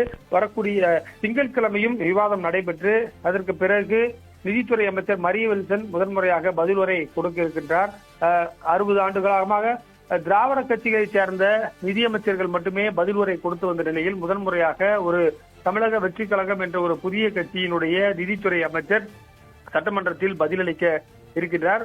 அதே போல சட்டம் ஒழுங்கு பிரச்சனை, காவிரி நீர், அதே போல மேகதாது உள்ளிட்ட பல்வேறு பிரச்சனைகளை எழுப்ப எதிர்க்கட்சிகள் திட்டமிட்டிருக்கின்றனர். 2 தினங்களாக அமைதியாக இருந்த எதிர்க்கட்சிகள் இன்றைக்கு தங்களுடைய எதிர்ப்பை கடுமையாக காட்ட இருக்கின்றன. அரசும் பொறுத்தவரை தற்போது அதற்கு தயாராக வருகிறது. அதே போல இந்த அரசாங்கம் அமைந்த பிறகு முதல் ஒரு சட்ட மசோதாவை இன்று காலை வணிக வரி மற்றும் பத்திரப்பதிவுத்துறை அமைச்சர் லோகேஷ் தமிழ்செல்வன் ஒரு பத்திரப்பதிவுல மதிப்பு கூட்டு வரி சம்பந்தமாக ஒரு பில்லையும் இன்ட்ரோடியூஸ் பண்றாரு. இது ஃபர்ஸ்ட் பில். இந்த கேபினெட் இந்த அரசாங்கம் அமைந்த பிறகு அறிமுகம் செய்யக்கூடிய முதல் பில்லை லோகேஷ் தமிழ்செல்வன் கொடுக்கிறார் என்பதை நம்ம பார்க்க வேண்டும். அதே போல நாளை முதலமைச்சர் அனைத்து கட்சியுடைய எம்பிக்கள் கூட்டம் வைத்திருக்கக்கூடிய நிலையில் இந்த சட்டமன்ற கூட்டத்தொடருடைய முக்கியமான ஒரு நாளாக இன்று இருக்கும் என்று எதிர்பார்க்கப்படுகிறது. திமுகவை சேர்ந்த 59 உறுப்பினர்களுக்கு குழு தலைவராக எதிர்க்கட்சி தலைவர் உதயநிதி ஸ்டாலின் இருக்கிறார். அதே போல எடப்பாடி பழனிசாமியும் கிட்டத்தட்ட பல ஆண்டுகளாக அவர் சட்டப்பேரவையில் அவருக்கு அனுபவம் இருக்கிறது. எனவே அவரும் பல்வேறு பிரச்சனைகளை எழுப்ப வாய்ப்பு இருக்கிறது. அன்புமணி மனைவி சௌமியா அன்புமணியும் இன்றைக்கு பாமகவுடைய குழு தலைவராக இருக்கிறார். பிரேமலதா விஜயகாந்த், கம்யூனிஸ்ட் கட்சிகள் நிலைப்பாடு, மதிமுக உள்ளிட்ட விடுதலை சிறுத்தைகள் உள்ளிட்ட ஆளுங்கட்சிகளும் இன்றைக்கு குறிப்பாக தங்களது பங்களிப்பை தெரிவிக்க இருக்கிறார்கள். அரசில் பல்வேறு இந்த பட்ஜெட் மீதான விவாதம்னா என்னன்னு பாத்தீங்கன்னா, பட்ஜெட்ல ஒரு காப்பி அரசு ஆவணமாக தான் இருக்கும். இப்போ உதாரணமாக நெடுஞ்சாலைத்துறைக்கு 8,000 கோடி அப்படின்னு இருக்குன்னு வச்சுங்க. அந்த 8,000 கோடி எப்படி எல்லாம் செலவு பண்ண போறீங்க, அதுல என்ன இருக்கு, குறிப்பாக பாலிசி டிசிஷன் பரந்தூர் ஏர்போர்ட் வருமா வராதா, இது போன்ற சில விஷயங்களை குறிப்பாக இந்த அண்ணன் சீர் என்று சொல்லி 800 கோடி ரூபாய் அலாட் பண்ணியிருக்காங்க. இது எப்படி கொடுக்க போறீங்க, எல்லா மகளிருக்கும் கொடுக்க போறீங்களா? ஏன்னா இந்த பெனிஃபிஷரி நம்பர்ஸ் ரொம்ப கம்மியா இருக்குன்னு சொல்லப்படுகிறது. எனவே தமிழகத்துல பாத்தீங்கன்னா ஆண்டுதோறும் ஆகக்கூடிய திருமணங்கள் எண்ணிக்கை பல லட்சமாக இருக்கிறது. ஆனால் பயனாளிகள் இந்த அமௌண்ட் குறைவாக இருக்கு. இன்னைக்கு தங்கம் விலை 1 லட்சம் ரூபாய்க்கு மேல இருக்கு. அதே போல பட்டுப்புடவை கொடுக்குறேன்னு சொல்றாங்க. இதுக்கு 1.5 லட்சம் ரூபாய் பக்கம் ஆகும்னு சொல்றாங்க. எனவே இதையெல்லாம் கருத்தில் கொண்டு ஒரு முக்கியமான முடிவு எடுக்கப்படும் என்று தெரிகிறது. இதற்கெல்லாம் அந்தந்த துறையை சார்ந்த அமைச்சர்கள் பதிலளிப்பார்கள் என்று சொல்லப்படுகிறது. முதல் முறையாக பல அமைச்சர்கள் தங்களுடைய விளக்கத்தை நம்ம எதிர்பார்க்கலாம். சாரசாரமான விவாதம் இருக்கும் என்று எதிர்பார்க்கப்படுகிறது. அதே போல கடந்த முறை பாத்தீங்கன்னா முதலமைச்சர் பேசினாரு, பார்ட்டி பண்டு பத்தி பேசினாரு. அதே போல 1 ரூபாய் தொட்டா விட மாட்டேன், தொடவும் விட மாட்டேன், தொட்டா விட மாட்டேன் என்ற ஒரு மிகப்பெரிய ஒரு வசனத்தை பேசினார். எனவே இன்று முறை எதிர்கட்சிகள் பேசும்போது முதலமைச்சருடைய வாதம் என்னவாக இருக்கும் என்பதை நம்ம பார்த்துக் கொள்ள முடியும். முதலமைச்சரை பொறுத்தவரை காலை 9:30 மணிக்கே பேரவைக்கு வந்து விடுகிறார். இறுதி வரை அவர் உள்ளே அமர்ந்து அமைதியாக என்ன நடக்கிறது என்பதை ஒரு அப்சர்வ் செய்யக்கூடியவராக இருக்கிறார். அதே போல சபாநாயகரும் கடந்த காலங்களில் இருப்பது போன்று சபாநாயகராக இல்லாமல் ஆளுங்கட்சியை சேர்ந்தவர்களே துதிப்பாலும் கூட அவர்களையே வந்து அமைதியாக இருங்கள், சப்ஜெக்டுக்கு வாருங்கள் என்று சொல்லக்கூடியவராக இருக்கிறார். கடந்த காலங்கள் எல்லாம் இது போன்ற ஒரு ஸ்பீக்கர் இல்லை என்றும் சொல்லப்படுகிறது. அந்த அளவுக்கு ஒரு நியாயமான முறையில் அவர் நடந்து கொள்கிறார் என்றும் அவருக்கான பாராட்டுகளும் இருக்கின்றன. எனவே இதையெல்லாம் பார்த்து நம்ம முக்கியமான விவாதங்களை எழுப்ப வேண்டியதா இருக்கிறது. அதாவது கடந்த 60 ஆண்டுகள்ல பாத்தீங்கன்னா ஒன்று திமுக எதிர்கட்சியா இருக்கும், அதிமுக எதிர்கட்சியா இருக்கும், அதிமுக ஆளுங்கட்சியா இருக்கும், திமுக எதிர்கட்சி. ஆனா 2 கட்சியிலுமே அருகில் அமர்ந்து இருக்கக்கூடிய காட்சிகளை சட்டமன்றம் பார்த்திருக்கிறது. அதே போல பாத்தீங்கன்னா அதிமுக உறுப்பினர்களுக்கு அருகிலேயே திமுக உறுப்பினர்களுக்கும் இருக்கைகள் போடப்பட்டிருக்கின்றன. உதாரணமாக முன்வரிசையில் இருக்கக்கூடிய MRK பன்னீர்செல்வமும் எடப்பாடி பழனிசாமியும் அடிக்கடி சட்டமன்றத்தில் பேசிக் கொள்கிறார்கள். அந்த அளவுக்கு அவர்களுக்கு ஒரு இணக்கமான ஒரு சூழல் தற்போது பேரவையில் ஏற்பட்டிருக்கிறது. இந்த நிலையில் தான் எதிர்கட்சிகள் என்ன மாதிரியான ஒரு நிலைப்பாட்டை எடுக்கின்றன. குறிப்பாக திமுக உள்ளிட்ட உறுப்பினர்கள் கருப்பு சட்டை அணிந்து வருவார்கள் என்றும், அதே போல பதாகைகளை அவர்கள் குறிப்பாக A4 சீட்ல பல்வேறு வாசகங்களை எழுதி கொண்டு வர இருப்பதாகவும் உளவுத்துறைக்கு தகவல் வந்திருப்பதாகவும் சொல்லப்படுகிறது. எனவே இதையெல்லாம் குறிப்பாக அவைக்காவலர்கள் உன்னிப்பாக கவனித்து வருகிறார்கள். சட்டப்பேரவை என்பது குறிப்பாக இன்று மட்டுமில்லாமல் பட்ஜெட் மீதான விவாதம் நடைபெற்று ஒவ்வொரு துறை ரீதியான மானிய கோரிக்கை மீதான விவாதங்கள் நடைபெறுகின்றன. ஒவ்வொரு துறையிலும் இந்த அரசாங்கம் எடுக்கக்கூடிய பல்வேறு விதமான முக்கியமான பணிகள் என்னவாக இருக்கும், இந்த அரசாங்கம் எதை நோக்கி செல்கிறது, கிட்டத்தட்ட பாத்தீங்கன்னு சொன்னால் அக்ரி பட்ஜெட் வந்து 58,000 கோடிக்கு போடப்படுகிறார்கள். அந்த 58,000 கோடிக்கான பிரேக்கப் என்ன என்று எதிர்கட்சிகள் கேட்பார்கள். இது எப்படி செலவழிப்பீர்கள் என்று கேட்பார்கள். குறிப்பாக பல திட்டங்களுக்கு வெற்றி என்ற பெயர் சூட்டப்பட்டிருக்கிறது. இதையும் திமுக உள்ளிட்ட கட்சிகள் கேட்கும் என்று சொல்லப்படுகிறது. அதே போல இந்த டாஸ்மார்க் லீக்கேஜ், அதே போல கனிம வள லீக்கேஜ் எல்லாம் வந்து குறைப்போம் என்று சொல்லியிருக்கிறார்கள். எனவே இதையெல்லாம் குறித்து இன்றைக்கு சட்டமன்றத்தில் எப்படி அரசாங்கம் தன்னுடைய பயணத்தை தொடங்க இருக்கிறது, இந்த அரசாங்கம் வளர்ச்சியை நோக்கி அழைத்து செல்வதற்கு என்ன மாதிரியான இன்றைக்கு கூட பாத்தீங்கன்னா முக்கியமான ஆங்கில செய்தித்தாள்களில் கூட இந்த அரசாங்கத்திற்கான பாராட்டுகளாக தான் இருக்கின்றது. ரிப்பேரை செய்யக்கூடிய ஒரு அரசாங்கமாக இருக்கிறது. பல பிரச்சனைகளை கடந்து தற்போது புதிய பாதையில் அரசாங்கம் பயணிக்கிறதாக சொல்லியிருக்கிறார்கள். புதிய அதிகாரிகள் புதிய துறைக்கு வந்திருக்கிறார்கள். கடந்த 5 ஆண்டுகளில் ஒவ்வொரு துறையிலும் இருந்த செயலாளர்களும் மாற்றப்பட்டு புதிய அதிகாரிகள் வந்திருக்கிறார்கள். அந்த அதிகாரிகளுடைய ஆலோசனைகள் என்னவாக இருக்கும் என்பதை நம்ம பார்க்க வேண்டியதா இருக்கிறது. குறிப்பாக மத்திய அரசுக்கு எதிராக ஏற்கனவே வந்து பாத்தீங்கன்னா ஒரு தீர்மானம் நீட் தேர்வு தொடர்பாகவும், அதே போல பல கட்டங்களில் மேகதாது போன்ற தீர்மானங்களும் கொண்டு வரப்பட்டன. கடந்த இந்த ஆட்சி வந்த பிறகு கடந்த ஆளுநர் உரைக்கு நன்றி தெரிவிக்கும் அந்த விவாதம் நடைபெற்ற போது மேகதாது குறித்த ஒரு தீர்மானம், அரசினர் தீர்மானம் கொண்டு வரப்பட்டது.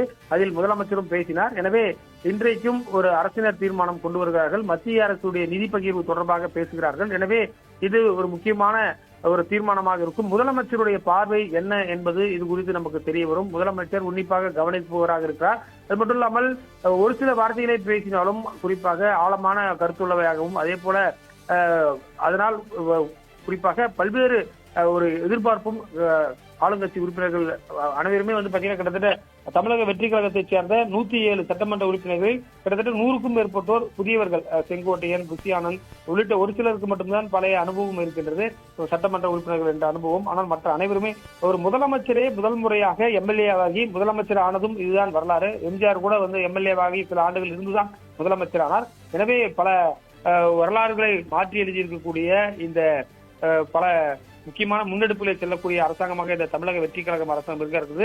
எனவே இந்த பட்ஜெட் கூட்டத்தொடர் மீதான விவாதம் எந்த அளவுக்கு இருக்கிறது என்பதை நம்ம பார்க்க வேண்டும். வழக்கமாக பாத்தீங்கன்னா கேள்வி பதில் இருக்கும். இன்றைக்கு வந்து கேள்வி பதில் இல்லை என்பதை நம்ம உன்னிப்பாக கவனிக்க வேண்டும். அமைச்சர்கள் இன்னும் தயாராகவில்லை என்று நேற்று சபாநாயகர் சொன்னார். கேள்விகள் இப்போதுதான் வந்து கொண்டிருக்கின்றன. கேள்விகள் வந்த பிறகு கேள்வி பதிலும் சட்டப்பேரவையில் இருக்கும் என்று சபாநாயகர் JCD பிரபாகர் தெரிவித்திருக்கிறார்.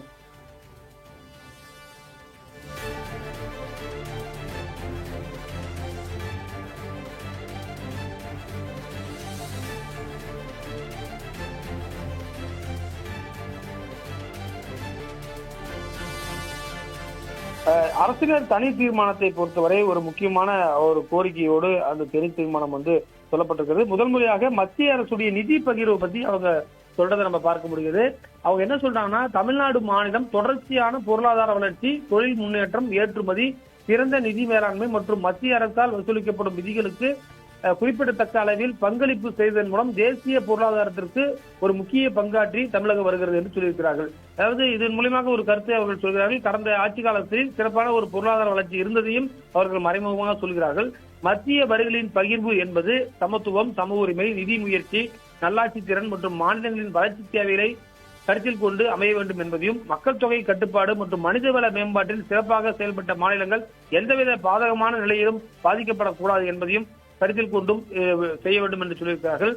இந்த தீர்மானத்துல முக்கியமான 3 விஷயம் சொல்றாங்க. என்னன்னு பாத்தீங்கன்னா, இந்திய அரசமைப்பின் நிதிசார் கூட்டாட்சி கொள்கைகள், சமத்துவம் மற்றும் நியாயம் ஆகியவற்றுக்கு இணங்க மத்திய அரசுக்கு செலுத்தப்படும் வரிகளில் இருந்து தமிழ்நாடு மாநிலத்துக்கு உரிய நிதி பகிர்வு வழங்கணும்னு சொல்றாங்க.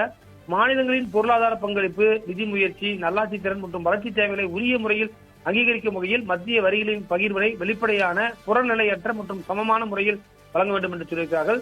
அதே போல பாப்புலேஷனை கண்ட்ரோல் பண்ணியிருக்கோம், மனிதவள மேம்பாட்டுல நல்லா இம்ப்ரூவ் ஆயிருக்கும். எனவே மத்திய வரி பகிர்வு, அதாவது டெவல்யூஷன் என்று சொல்வார்கள், அதை கரெக்டாக பிரித்து கொடுக்க வேண்டும் என்று சொல்லியிருக்கார். எதிர்காலத்தில் மத்திய வரிகளின் பகிர்வு தொடர்பான ஏற்பாடுகளை மேற்கொள்ளும் போது தமிழக உள்ளிட்ட மாநிலத்தின் நியாயமான நிதி நலன்கள் பாதுகாக்கப்படுவதற்கான உரிய நடவடிக்கை எடுக்க வேண்டும் என்று அவர் சொல்லியிருக்கிறார்கள். எனவே இந்த தனி தீர்மானத்தில் குறிப்பாக மற்ற எதிர்க்கட்சிகள் தங்களுடைய நிலைப்பாட்டை எவ்வாறு பேசுகிறார்கள் என்பது பார்க்கும். குறிப்பாக பாஜகவை சேர்ந்த ஒரு உறுப்பினர், நீலகிரியை சேர்ந்தவர் இருக்கிறார். அவர் இந்த தீர்மானத்தை எவ்வாறு பேசுகிறார் என்று சொன்னால், கடந்த முறை கூட அவர் தன்னுடைய நிலைப்பாட்டை மாற்றி பேசினார். எனவே ஒரு முக்கியமான, கடந்த காலத்திலாம் பாத்தீங்கன்னா நயனார் நாகேந்திரன் போன்ற 4 உறுப்பினர்கள் பிஜேபியில் இருந்தாலும் தற்போது ஒரு பிஜேபி உறுப்பினர் மட்டுமே இருக்கிறார்கள். காங்கிரசும் 5 உறுப்பினர்கள் இருந்தாலும் அதில் 2 பேர் அமைச்சர்களாக இருப்பதால் பேசுபவர்கள் எண்ணிக்கை குறைந்துவிட்டது. எனவே இதை எப்படி ஆளுங்கட்சியை சேர்ந்த உறுப்பினர்களும் எதிர்கட்சி, ஏன்னா ஆளுங்கட்சியை சேர்ந்தவர்களை காட்டிலும் எதிர்கட்சியை சேர்ந்தவர்கள் சட்டமன்ற அனுபவம், குறிப்பாக கே.ஏ. நேரு 1989 எம்எல்ஏவாக இருக்கிறார். பல பேர் KKSR 10வது முறையாக எம்எல்ஏவாக இருக்கிறார். இது போன்று பலரும் பல முறை எம்எல்ஏவாக இருந்தவர்கள், தங்கம் தென்னரசு போன்ற மூத்தவர்கள் இருக்கிறார்கள், வேலு. அதே போல அதிமுக சார்பிலும் எடப்பாடி பழனிசாமி, அக்ரி கிருஷ்ணமூர்த்தி, வேலுமணி, சி.வி. சண்முகம் போன்றவர்களும் அவர்களுக்கு சட்டப்பேரவை அனுபவம் நிறைய இருக்கின்றது. அவர்கள் நிறைய ஈஸியாக பல விஷயங்களை கையாளுவார்கள். ஆளுங்கட்சியை பொறுத்தவரை அமைச்சர்கள் அனைவருக்குமே கடந்த வாரம் பார்த்தீங்கன்னு சொன்னால் ஒரு ட்ரைனிங் செஷன் முன்னாள் சட்டப்பேரவை செயலாளர் ஜமாலுதீன் தலைமையில சட்டப்பேரவையிலேயே கொடுத்தார்கள். எப்படி சட்டப்பேரவையில் நடந்து கொள்ள வேண்டும், எவ்வாறு கேள்விகளை எதிர்கொள்ள வேண்டும், எப்படி பேசும்போது எதை சொல்ல, சட்டமன்றத்தில் பேசும்போது ஆரம்பிக்கும் போதே மாண்புமிகு சட்டமன்ற உறுப்பினர் என்றும் மாண்புமிகு பேரவைத் தலைவர் என்றும் மாண்புமிகு அமைச்சர் என்றுதான் சொல்லி அழைக்க வேண்டும். குறிப்பாக கைகளை தட்டக்கூடாது, மேசைகளை தான் தட்ட வேண்டும் என்பன போன்ற சில மரபுகள் இருக்கின்றன. இதையெல்லாம் குறிப்பாக புதிதாக வந்திருக்கக்கூடிய எம்எல்ஏக்களுக்கு சொல்லிக் கொடுத்திருக்கிறார்கள். புதிய இளைஞர்கள் புதிய சிந்தனைகளோடு வந்திருக்கிறார்கள்.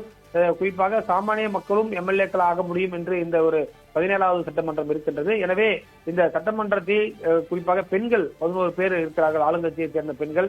அதில் பலரும் அமைச்சர்கள், கீர்த்தனா, ஜெகதீஸ்வரி போன்றோரும் 2 அமைச்சர்கள் இருக்கிறார்கள். எனவே அவர்களுடைய பங்களிப்பு பார்க்க வேண்டும். கமலி அவரும் அமைச்சர், விஜயலட்சுமி 4 பெண் அமைச்சர்கள் இருக்கிறார்கள். அவர்களுடைய பங்களிப்பு இந்த சட்டப்பேரவையில் எப்படி இருக்கும் என்பதை நம்ம பொறுத்திருந்து பார்க்கலாம்.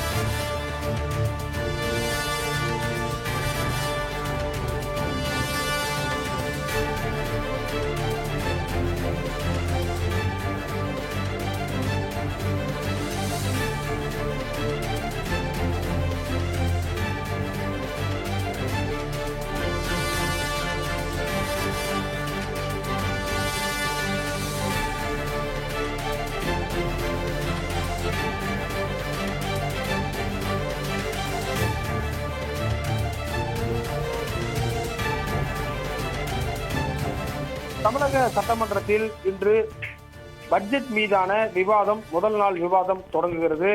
எதிர்க்கட்சி சட்டமன்ற உறுப்பினர்கள் பேச இருக்கிறார்கள். நேற்று முன்தினம் தமிழக நிதித்துறை அமைச்சர் மரிய வில்சன் பட்ஜெட் தாக்கல் செய்திருந்த நிலையில் தற்போது இந்த ஒரு விவாதம் என்பது நடைபெற இருக்கிறது. 2 பட்ஜெட் மீதும் உறுப்பினர்கள் தங்களுடைய கருத்துக்களை பேச இருக்கிறார்கள். அது மட்டும் இல்லாமல் மரிய வில்சன் ஒரு முக்கியமான இன்று ஒரு அரசினர் தீர்மானத்தையும் கொண்டு வருகிறார். இந்த அரசினர் தீர்மானத்தில் பல்வேறு கட்சியைச் சேர்ந்த உறுப்பினர்களும் பேச இருக்கிறார்கள். காலை 9:30 மணிக்கு இன்றைக்கு சட்டப்பேரவை கூடும். அதற்கு பிறகு முன்னாள் சட்டமன்ற உறுப்பினர்கள் இரங்கல் குறிப்பும், அதே போல நடிகர்கள் பாக்கியராஜ் உள்ளிட்ட கவிஞர் புவியரசு, பிரபல பாடகி ஜானகி உள்ளிட்டோருக்கான இரங்கல் தீர்மானமும் சபாநாயகர் வாசிக்க இருக்கிறார். அதற்கு பிறகு அதாவது நிதி பகிர்வு தொடர்பாக இந்திய அரசியலமைப்பு சட்டத்தில் வலியுறுத்தப்பட்டுள்ள நிதிசார் கூட்டாட்சி கொள்கைகளை நினைவு கூர்ந்து ஒரு தீர்மானத்தை மரிய வில்சன் கொண்டு வருகிறார். திமுக சார்பில் முக்கியமான ஒரு எதிர்க்கட்சி உறுப்பினர் பேச இருப்பதாக நமக்கு தகவல் வந்திருக்கிறது. அதே போல அதிமுகவுடைய உறுப்பினர்களும் பேச இருக்கிறார்கள். ஆளுங்கட்சியைச் சேர்ந்த உறுப்பினர்களும் இன்றைய விவாதத்தில் பங்கேற்கிறார்கள். தமிழக வெற்றி கழகம் அமைந்த பிறகு நடைபெறக்கூடிய முதல் பட்ஜெட் கூட்டத்தொடர் மீதான விவாதம் என்பது இன்று நடைபெற இருக்கக்கூடிய நிலையில் குறிப்பாக சபாநாயகர் நேற்றைக்கே சொன்னார், குறிப்பாக எதிர்க்கட்சி உறுப்பினர்கள் யார் யார் பேசுவார்கள் என்பது குறித்து முன்கூட்டியே தெரிவிக்க வேண்டும் என்ற ஒரு கருத்தையும் தெரிவித்திருக்கிறார். எனவே இன்றைக்கு காலை 9 மணிக்கு முன்பாக எந்தெந்த உறுப்பினர்கள் பேசுவார்கள் என்று எதிர்பார்க்கப்படுகிறது. கடந்த 2 தினங்களாக பல்வேறு பிரச்சனைகளை எழுப்ப திட்டமிட்டிருந்த திமுக மற்றும் எதிர்க்கட்சிகள் இன்றைக்குதான் குறிப்பாக சட்டப்பேரவை நிகழ்ச்சி நிரலில் பொறுத்தவரை அவர்கள் விவாதம் நடத்த முடியும். இதுதான் சட்டமன்ற மரபு. அதே போன்று சட்டமன்ற விதிகளும் அதுதான் கூறுகின்றன. பட்ஜெட் தாக்கல் செய்யப்படும் போது எந்த விதமான குறுக்கீடோ அதே போல எதிர்க்கட்சிகள் பேசுவதற்கோ வாய்ப்புகள் வழங்கப்பட மாட்டாது. எனவே ஒரு முக்கியமான இன்றைக்கு விவாத நாளாக இருக்கின்றது. வரக்கூடிய திங்கட்கிழமையும் விவாதம் நடைபெற்று அதற்கு பிறகு நிதித்துறை அமைச்சர் மரிய வில்சன் முதன்முறையாக பதில் உரை கொடுக்க இருக்கின்றார்.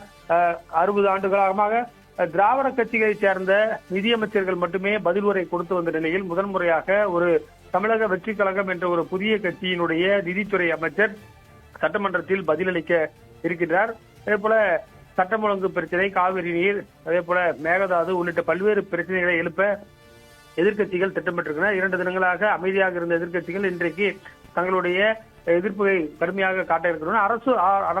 அரசும் பொறுத்தவரை தற்போது அதற்கு தயாராக வருகிறது. அதே போல இந்த அரசாங்கம் அமைந்த பிறகு முதல் ஒரு சட்ட மசோதாவை இன்று காலை வணிக வரி மற்றும் பத்திரப்பதிவுத்துறை அமைச்சர் லோகேஷ் தமிழ்ச்செல்வன் ஒரு பத்திரப்பதிவுல மதிப்பு கூட்டு வரி சம்பந்தமாக ஒரு பில்லையும் இன்ட்ரோடியூஸ் பண்றாரு.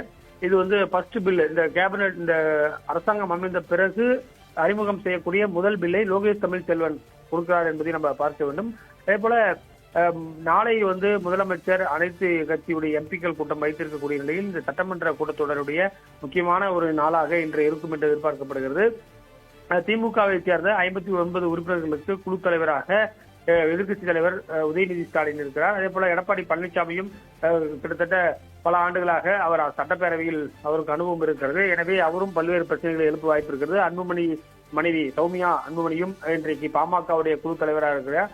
பிரேமலதா விஜயகாந்த், கம்யூனிஸ்ட் கட்சிகள் நிலைப்பாடு, மதிமுக உள்ளிட்ட விடுதலை சிறுத்தைகள் உள்ளிட்ட ஆளுங்கட்சிகளும் இன்றைக்கு குறிப்பாக தங்களது பங்களிப்பை தெரிவிக்க இருக்கிறார்கள். அரசில் பல்வேறு இந்த பட்ஜெட் மீதான விவாதம்னா என்னன்னு பாத்தீங்கன்னா, பட்ஜெட்ல ஒரு காப்பி அரசு ஆவணமாக தான் இருக்கும். இப்போ உதாரணமாக நெடுஞ்சாலைத்துறைக்கு 8,000 கோடி அப்படின்னு இருக்குன்னு வச்சுங்க. அந்த 8,000 கோடி எப்படி எல்லாம் செலவு பண்ண போறீங்க, அதுல என்ன இருக்கு, குறிப்பாக பாலிசி டிசிஷன் பரந்தூர் ஏர்போர்ட் வருமா வராதா, இது போன்ற சில விஷயங்களை குறிப்பாக இந்த அண்ணன் சீர் என்று சொல்லி 800 கோடி ரூபாய் அலாட் பண்ணியிருக்காங்க. இது எப்படி கொடுக்க போறீங்க, எல்லா மகளிருக்கும் கொடுக்க போறீங்களா? ஏன்னா இந்த பெனிஃபிஷரி நம்பர்ஸ் ரொம்ப கம்மியா இருக்குன்னு சொல்லப்படுகிறது. எனவே தமிழகத்துல பாத்தீங்கன்னா ஆண்டுதோறும் ஆகக்கூடிய திருமணங்கள் எண்ணிக்கை பல லட்சமாக இருக்கிறது. ஆனால் பயனாளிகள் இந்த அமௌண்ட் குறைவாக இருக்கு. இன்றைக்கு தங்கம் விலை 1 லட்சம் ரூபாய்க்கு மேல இருக்கு. அதே போல பட்டுப்புடவை கொடுக்குறேன்னு சொல்றாங்க. இதுக்கு 1.5 லட்சம் ரூபாய் பக்கம் ஆகும்னு சொல்றாங்க. எனவே இதையெல்லாம் கருத்தில் கொண்டு ஒரு முக்கியமான முடிவு எடுக்கப்படும் என்று தெரிகிறது. இதற்கெல்லாம் அந்தந்த துறையை சார்ந்த அமைச்சர்கள் பதிலளிப்பார்கள் என்று சொல்லப்படுகிறது. முதல் முறையாக பல அமைச்சர்கள் தங்களுடைய விளக்கத்தை நம்ம எதிர்பார்க்கலாம். காரசாரமான விவாதம் இருக்கும் என்று எதிர்பார்க்கப்படுகிறது. அதே போல கடந்த முறை பாத்தீங்கன்னா முதலமைச்சர் பேசினாரு, பார்ட்டி பண்டு பத்தி பேசினாரு. அதே போல ₹1 தொட்டா விட மாட்டேன், தொடவும் விட மாட்டேன், தொட்டா விட மாட்டேன் என்று ஒரு மிகப்பெரிய ஒரு வசனத்தை பேசினார். எனவே இன்று முறை எதிர்கட்சிகள் பேசும்போது முதலமைச்சருடைய வாதம் என்னவாக இருக்கும் என்பதை நம்ம பார்த்துக் கொள்ள முடியும். முதலமைச்சரை பொறுத்தவரை காலை 9:30 மணிக்கே பேரவைக்கு வந்து விடுகிறார். இறுதி வரை அவர் உள்ளே அமர்ந்து அமைதியாக என்ன நடக்கிறது என்பதை ஒரு அப்சர்வ் செய்யக்கூடியவராக இருக்கிறார். அதே போல சபாநாயகரும் கடந்த காலங்களில் இருப்பது போன்று சபாநாயகராக இல்லாமல் ஆளுங்கட்சியை சேர்ந்தவர்களே துதிப்பாலும் கூட அவர்களையே வந்து அமைதியாக இருங்கள், சப்ஜெக்டுக்கு வாருங்கள் என்று சொல்லக்கூடியவராக இருக்கிறார். கடந்த காலங்களெல்லாம் இது போன்ற ஒரு ஸ்பீக்கர் இல்லை என்றும் சொல்லப்படுகிறது. அந்த அளவுக்கு ஒரு நியாயமான முறையில் அவர் நடந்து கொள்கிறார் என்றும் அவருக்கு பாராட்டுகளும் இருக்கின்றன. எனவே இதையெல்லாம் பார்த்து நம்ம முக்கியமான விவாதங்களை எழுப்ப வேண்டியதா இருக்கிறது. அதாவது கடந்த 60 ஆண்டுகள்ல பாத்தீங்கன்னா ஒன்று திமுக எதிர்கட்சியா இருக்கும், அதிமுக எதிர்கட்சியா இருக்கும், அதிமுக ஆளுங்கட்சியா இருக்கும், திமுக எதிர்கட்சி. ஆனா 2 கட்சியிலுமே அருகருகில் அமர்ந்து இருக்கக்கூடிய காட்சியை சட்டமன்றம் பார்த்திருக்கிறது. அதே போல பாத்தீங்கன்னா அதிமுக உறுப்பினர்களுக்கு அருகிலேயே திமுக உறுப்பினர்களுக்கும் இருக்கைகள் போடப்பட்டிருக்கின்றன. உதாரணமாக முன்வரிசையில் இருக்கக்கூடிய MRK பன்னீர்செல்வமும் எடப்பாடி பழனிசாமியும் அடிக்கடி சட்டமன்றத்தில் பேசிக் கொள்கிறார்கள். அந்த அளவுக்கு அவர்களுக்கு ஒரு இணக்கமான ஒரு சூழல் தற்போது பேரவையில் ஏற்பட்டிருக்கிறது. இந்த நிலையில் தான் எதிர்கட்சிகள் என்ன மாதிரியான ஒரு நிலைப்பாட்டை எடுக்கின்றன. குறிப்பாக திமுக உள்ளிட்ட உறுப்பினர்கள் கருப்பு சட்டை அணிந்து வருவார்கள் என்றும், அதே போல பதாகைகளை அவர்கள் குறிப்பாக A4 சீட்ல பல்வேறு வாசகங்களை எழுதி கொண்டு வர இருப்பதாகவும் உளவுத்துறைக்கு தகவல் வந்திருப்பதாகவும் சொல்லப்படுகிறது. எனவே இதையெல்லாம் குறிப்பாக அவைக்காவலர்கள் உன்னிப்பாக கவனித்து வருகிறார்கள். சட்டப்பேரவை என்பது குறிப்பாக இன்று மட்டுமில்லாமல் பட்ஜெட் மீதான விவாதம் நடைபெற்று ஒவ்வொரு துறை ரீதியான மானிய கோரிக்கை மீதான விவாதங்கள் நடைபெறுகின்றன. ஒவ்வொரு துறையிலும் இந்த அரசாங்கம் எடுக்கக்கூடிய பல்வேறு விதமான முக்கியமான பணிகள் என்னவாக இருக்கும், இந்த அரசாங்கம் எதை நோக்கி செல்கிறது, கிட்டத்தட்ட பாத்தீங்கன்னு சொன்னால் அக்ரி பட்ஜெட் வந்து 58,000 கோடிக்கு போடப்படுகிறார்கள். அந்த 58,000 கோடிக்கான பிரேக்கப் என்ன என்று எதிர்கட்சிகள் கேட்பார்கள். இது எப்படி செலவழிப்பீர்கள் என்று கேட்பார்கள்.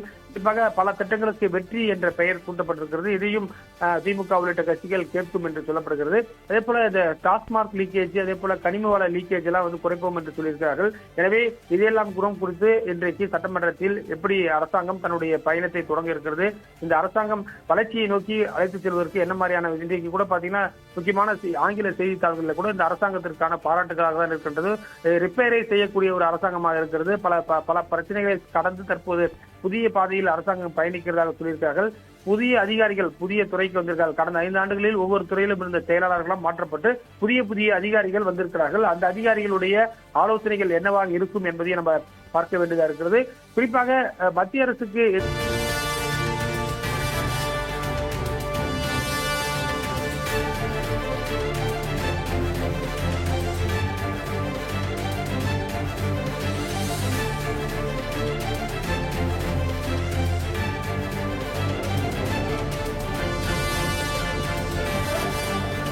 தமிழக சட்டப்பேரவையில் இன்று பட்ஜெட் மீதான விவாதம் நடைபெற இருக்கின்றது. 2 நாட்களாக குறிப்பாக நிதிநிலை அறிக்கையை மரிய வில்சனும் அதனை தொடர்ச்சியாக அக்ரி பட்ஜெட்டை வினோத்தும் தாக்கல் செய்தார்கள். தற்போது இந்த பட்ஜெட் மீதான விவாதத்தில் எதிர்க்கட்சிகள் பங்கேற்க இருக்கிறார்கள். நீங்கள் பார்க்கலாம், MLAக்கள் சட்டப்பேரவைக்கு வர தொடங்கிவிட்டார்கள். காலை 9:30 மணிக்கு சட்டப்பேரவை கூட இருக்கிறது. முன்னாள் சட்டமன்ற உறுப்பினர்கள் மற்றும் நடிகர் பாக்கியராஜ் உள்ளிட்டோருக்கான இரங்கல் தீர்மானம் வாசிக்கப்பட இருக்கிறது. அதன் தொடர்ச்சியாக பார்த்தீங்கன்னா சட்ட முன்வடிவு ஒன்று, இந்த அரசாங்கத்தின் முதல் சட்ட முன்வடிவு ஒன்றும் தாக்கல் செய்யப்படுகிறது. அதன் தொடர்ச்சியாக அரசினர் தீர்மானத்தை மரிய வில்சன் அமைச்சர் கொண்டு வருகிறார். குறிப்பாக நிதி பகிர்வு தொடர்பாக இந்த சட்ட குறிப்பாக தீர்மானம் கொண்டு வரப்பட இருக்கிறது.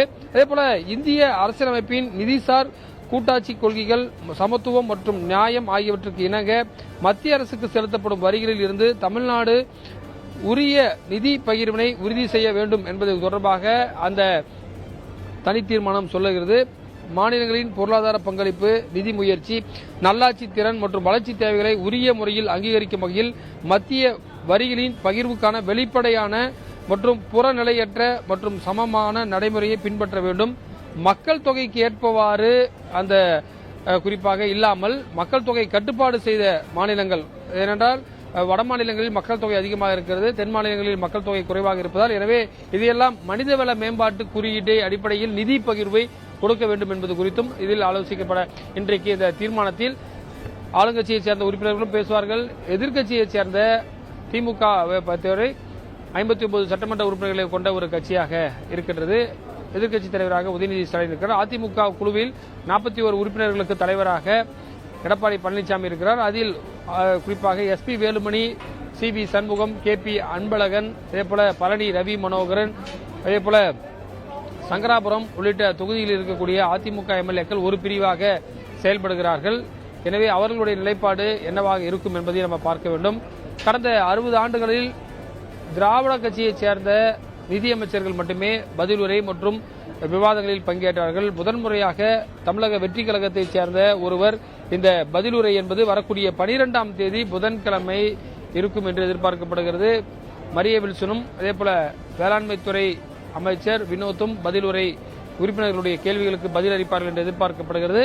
குறிப்பாக பல்வேறு விஷயங்களை, மேகதாது, காவிரி பிரச்சினை, சட்டம் ஒழுங்கு உள்ளிட்ட பல்வேறு பிரச்சனைகளை கிளப்புவதற்காக திமுக உறுப்பினர்கள் தயாராக இருப்பதாக தெரிகிறது. ஏனென்று சொன்னால் கடந்த 2 நாட்களாக நிகழ்ச்சி நிரலில் என்ன இருக்கிறதோ அதை தாண்டி யாரும் சபையில் பேசக்கூடாது என்பது அவை மரபாக இருக்கிறது. நீங்கள் பார்க்கலாம், குறிப்பாக திமுக கொறடாவாக இருக்கக்கூடிய ஏவா வேலு தற்போது உள்ளே செல்கிறார். அதேபோல மற்ற திமுக MLAக்களும் உள்ளே செல்லக்கூடிய காட்சிகளை நீங்கள் பார்க்கிறீர்கள். ரிஷிவேந்தியம் MLA, அதேபோல திமுக கொறடாவாக இருக்கக்கூடிய ஏவா வேலு உள்ளிட்டோரெல்லாம் தற்போது சட்டப்பேரவைக்கு உள்ளே செல்லக்கூடிய காட்சிகளை நீங்கள் பார்த்துக் கொண்டிருக்கிறீர்கள். மிகவும் பரபரப்பாக ஒரு சூழல் இருக்கிறது. நேற்றைக்கு உதயநிதி ஸ்டாலின் சொன்னார், பல்வேறு கேள்விகளுக்கு முதலமைச்சர் பதிலளிக்க வேண்டும் என்று சொல்லியிருக்கிறார். எனவே முதலமைச்சர் இன்று எவ்வாறு பேரவையில் நடந்து கொள்கிறார் என்பதை பார்க்க வேண்டும். அது மட்டும் இல்லாமல் நேற்றைக்கு பல்வேறு விதமான கோரிக்கைகளை அவர்கள் வைத்த வண்ணம் இருந்தார்கள். அதேபோல அதற்கு எப்படியெல்லாம் பதில் இருக்கும் என்று அரசுடைய நிலைப்பாடு என்னவாக இருக்கும். அதாவது இந்த பட்ஜெட் மீதான விவாதம் என்று என்ன சொன்னா, பட்ஜெட்டை பொறுத்தவரை கிட்டத்தட்ட ஒரு துறைக்கு இவ்வளவு அமௌண்ட் தான் ஒதுக்குவாங்க. ஆனால் அது எவ்வாறு எதுக்கு செயல்படுத்துவார்கள் என்பது குறித்து இருக்காது. அதை இந்த விவாதத்தில் தெரிய வரும். அதே போல எந்தெந்த துறைக்கு எவ்வளவு, அதே போல பாத்தீங்கன்னா வேளாண் பட்ஜெட்டை பொறுத்தவரை கடந்த திமுக ஆட்சியை காட்டிலும் 12,000 கோடி கூடுதலாக ஒதுக்கியிருப்பதாக சொல்லியிருக்கிறார்கள். எனவே அதுக்கு என்ன மாதிரியான ஒரு பிரேக்கப் இருக்கும் என்பதை சொல்ல வேண்டும். அதே போல கடந்த முறை ஆளுநர் உரைக்கு நன்றி தெரிவிக்கும் தீர்மானத்தின் மீதான விவாதம் நடைபெற்ற போது குறிப்பாக பார்ட்டி ஃபண்ட் தொடர்பாக முதலமைச்சர் பேசியதும் ₹1 கூட தொட்டா விட மாட்டேன் என்ற ஒரு முக்கியமான விஷயத்தை பேசும்பொழுது பெரிய ஒரு எதிர்ப்பு திமுக உள்ளிட்ட கட்சிகள் எதிர்ப்பு தெரிவித்தார்கள். எனவே இதையெல்லாம் இன்றைக்கு முதலமைச்சர் எவ்வாறு பேரவையை வழிநடத்துவார் என்பதையும் எதிர்பார்த்து காத்திருக்கிறார்கள் ஆளுங்கட்சியைச் சேர்ந்தவர்கள். ஆளுங்கட்சி உறுப்பினர்களை பொறுத்தவரை பலரும் இளம் தலைமுறையினராக இருக்கிறார்கள். கடந்த 60 ஆண்டுகளில் பாத்தீங்கன்னா முன்னாள் முதலமைச்சருடைய பற்றி அதிகமாக பேசுவார்கள். எம்ஜிஆர், ஜெயலலிதா, கலைஞர், அண்ணா போன்றவர்களுடைய பெயர்கள் அதிக அளவில் இருக்கும். ஆனால் தற்போது இது போன்ற திராவிட கட்சி தலைவர்களுடைய வசைப்பாடுதல் மற்றும் அது போன்ற புகழ்பாடுதல் என்பது குறைந்து இருக்கிறது. ஏன்னா ஒன்று திமுக எதிர்கட்சியா இருக்கும், அதிமுக எதிர்கட்சியா இருக்கும், ஒன்னு இல்ல திமுக ஆளுங்கட்சியா இருக்கும், அதிமுக ஆளுங்கட்சியா இருக்கும். எனவே இந்த 2 கட்சிகளும் அருகருகே அமர்ந்திருக்கக்கூடிய ஒரு சூழல் ஏற்படுகிறது. நேற்றைக்கு கூட பார்க்கும் பொழுது எதிர்கட்சியில் இருக்கக்கூடிய அதிமுக சட்டமன்ற உறுப்பினர்களும் திமுக சட்டமன்ற உறுப்பினர்களும் நன்றாக ஒரு இணக்கமான ஒரு சூழலில் சட்டப்பேரவையில் இருந்தார்கள்.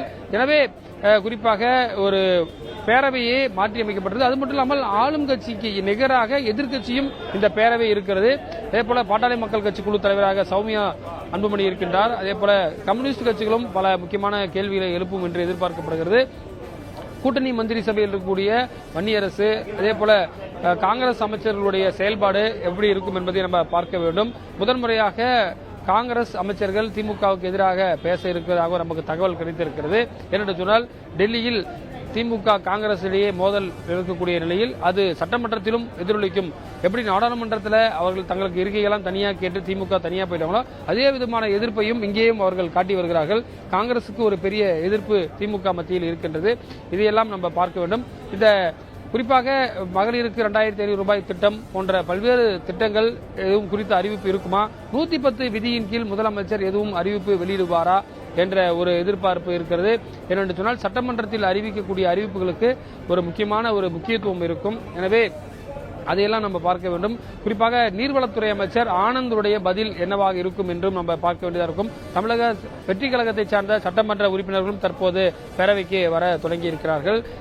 இது எனவே நேற்றைக்கு கருப்பு சட்டையில் வந்திருந்த திமுக உறுப்பினர்கள் தற்போது வெள்ளை சட்டை அணிந்து வந்திருக்கிறார்கள். தற்போது சட்டமன்ற கொறடா வேலு சபாநாயகர் அறைக்கு சென்றிருக்கிறார். பல்வேறு அதாவது சட்டமன்றத்தில் ஒரு பிரச்சனையை கிளப்ப வேண்டும் என்றால் முன்னடியாக சபாநாயகர் அறைக்கு சென்று அவருடைய ஒப்புதலை இதையெல்லாம் நான் பேசப் போகிறேன், இதையெல்லாம் ஆதாரமாக நான் காண்பிக்கப் போகிறேன் என்பதையெல்லாம் அவர்கள் சொல்ல வேண்டும். எனவே அந்த ஒரு நடைமுறை என்பதும் சட்டப்பேரவை விதிகளில் இருக்கின்றது.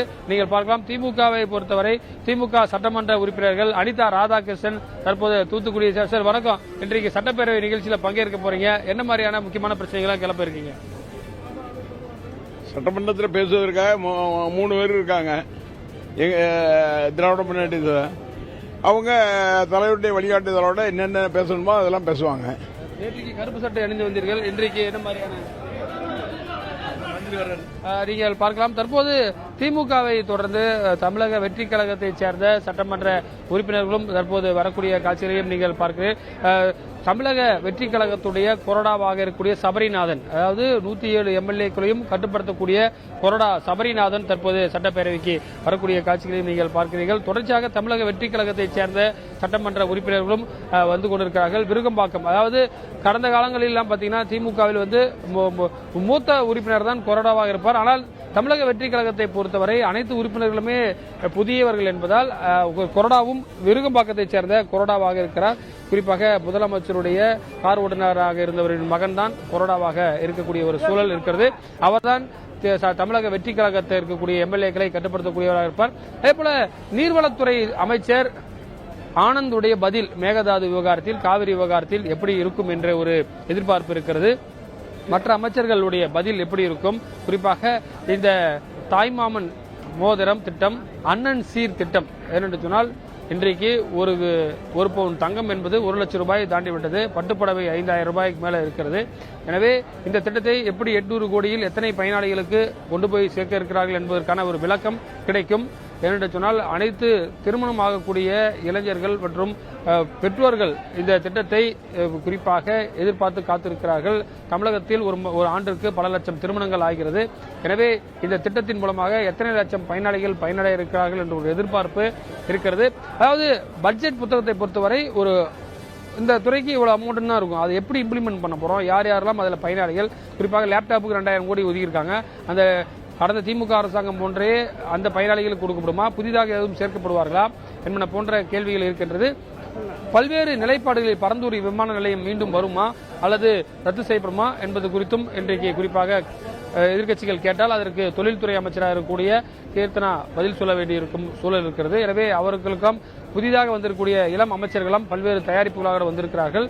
4 பெண் அமைச்சர்கள் இருக்கிறார்கள். குறிப்பாக தொழில்துறை அமைச்சர் கீர்த்தனா, சமூக நலத்துறை அமைச்சர் ஜெகதீஸ்வரி, அதே போல பால்வளத்துறை அமைச்சர், கால்நடைத்துறை அமைச்சர் என 4 அமைச்சர்கள் கமலி, விஜயலட்சுமி போன்றவர்களாம் இருக்கிறார்கள். எனவே இந்த சட்டப்பேரவை குறிப்பாக ஆளும் கட்சி எவ்வாறு எதிர்க்கட்சிகளை சமாளிக்கப் போகிறது, எதிர்க்கட்சிகள் என்ன மாதிரியான பிரச்சனைகளை எழுப்ப இருக்கிறது என்பதை நம்ம அவளோடு பார்க்க இருக்கிறோம்.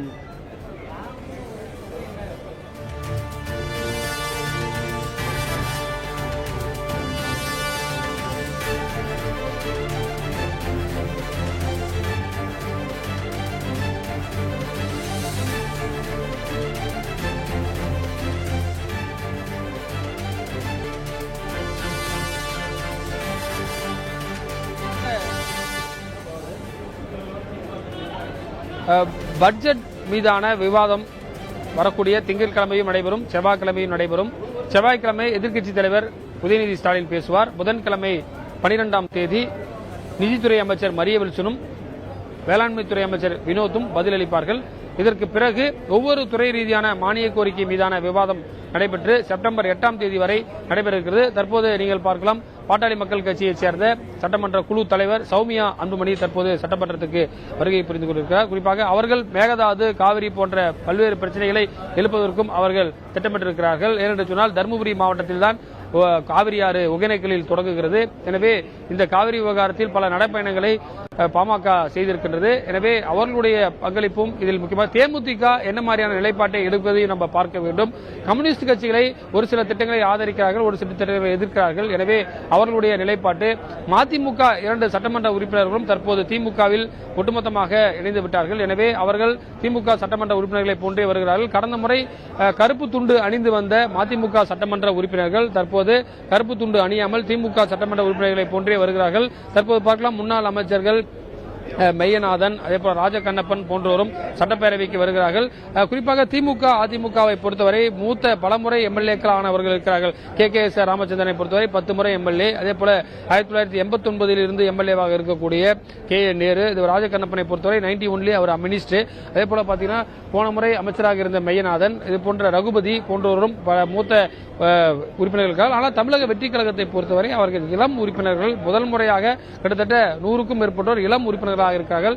அவர்கள் இந்த சட்டப்பேரவையில் பட்ஜெட் மீதான விவாதத்தில் எவ்வாறு பங்கேற்பார்கள், என்ன மாதிரியான விஷயங்களை கையாளப் போகிறார்கள் என்பதை நம்ம பார்க்க வேண்டும். கடந்த 60 ஆண்டுகளில் குறிப்பாக திராவிட தலைவர்களுடைய அதிக அளவிலான புகழ்பாடுதல் இருந்தது. தற்போது அது ஒரு குறைந்திருப்பதாகவும் வெளியில் வரக்கூடிய மூத்த பத்திரிகையாளர்கள் தெரிவிக்கிறார்கள். தற்போது தமிழக வெற்றி கழகத்தைச் சேர்ந்த எம்எல்ஏ பெண் எம்எல்ஏக்களும் உள்ளே வரக்கூடிய காட்சிகளை நீங்கள் பார்க்கலாம். குறிப்பாக அவர்களும் தற்போது சட்டப்பேரவை நிகழ்ச்சிகளில் பங்கேற்பதற்காக சட்டமன்றத்திற்கு வருகை புரிந்துள்ளார்கள். குறிப்பாக வருவாய்த்துறை அமைச்சர் செங்கோட்டையன் உள்ளிட்டோரும் இந்த சட்டப்பேரவை விவாதத்தில் பல்வேறு முக்கியமான அவர் அவை முன்னவராக இருக்கிறார். அவரும் பல்வேறு விவாதங்களை முன்னெடுக்கும் போது அவர் பதிலளித்து பேசுவார் என்று எதிர்பார்க்கப்படுகிறது.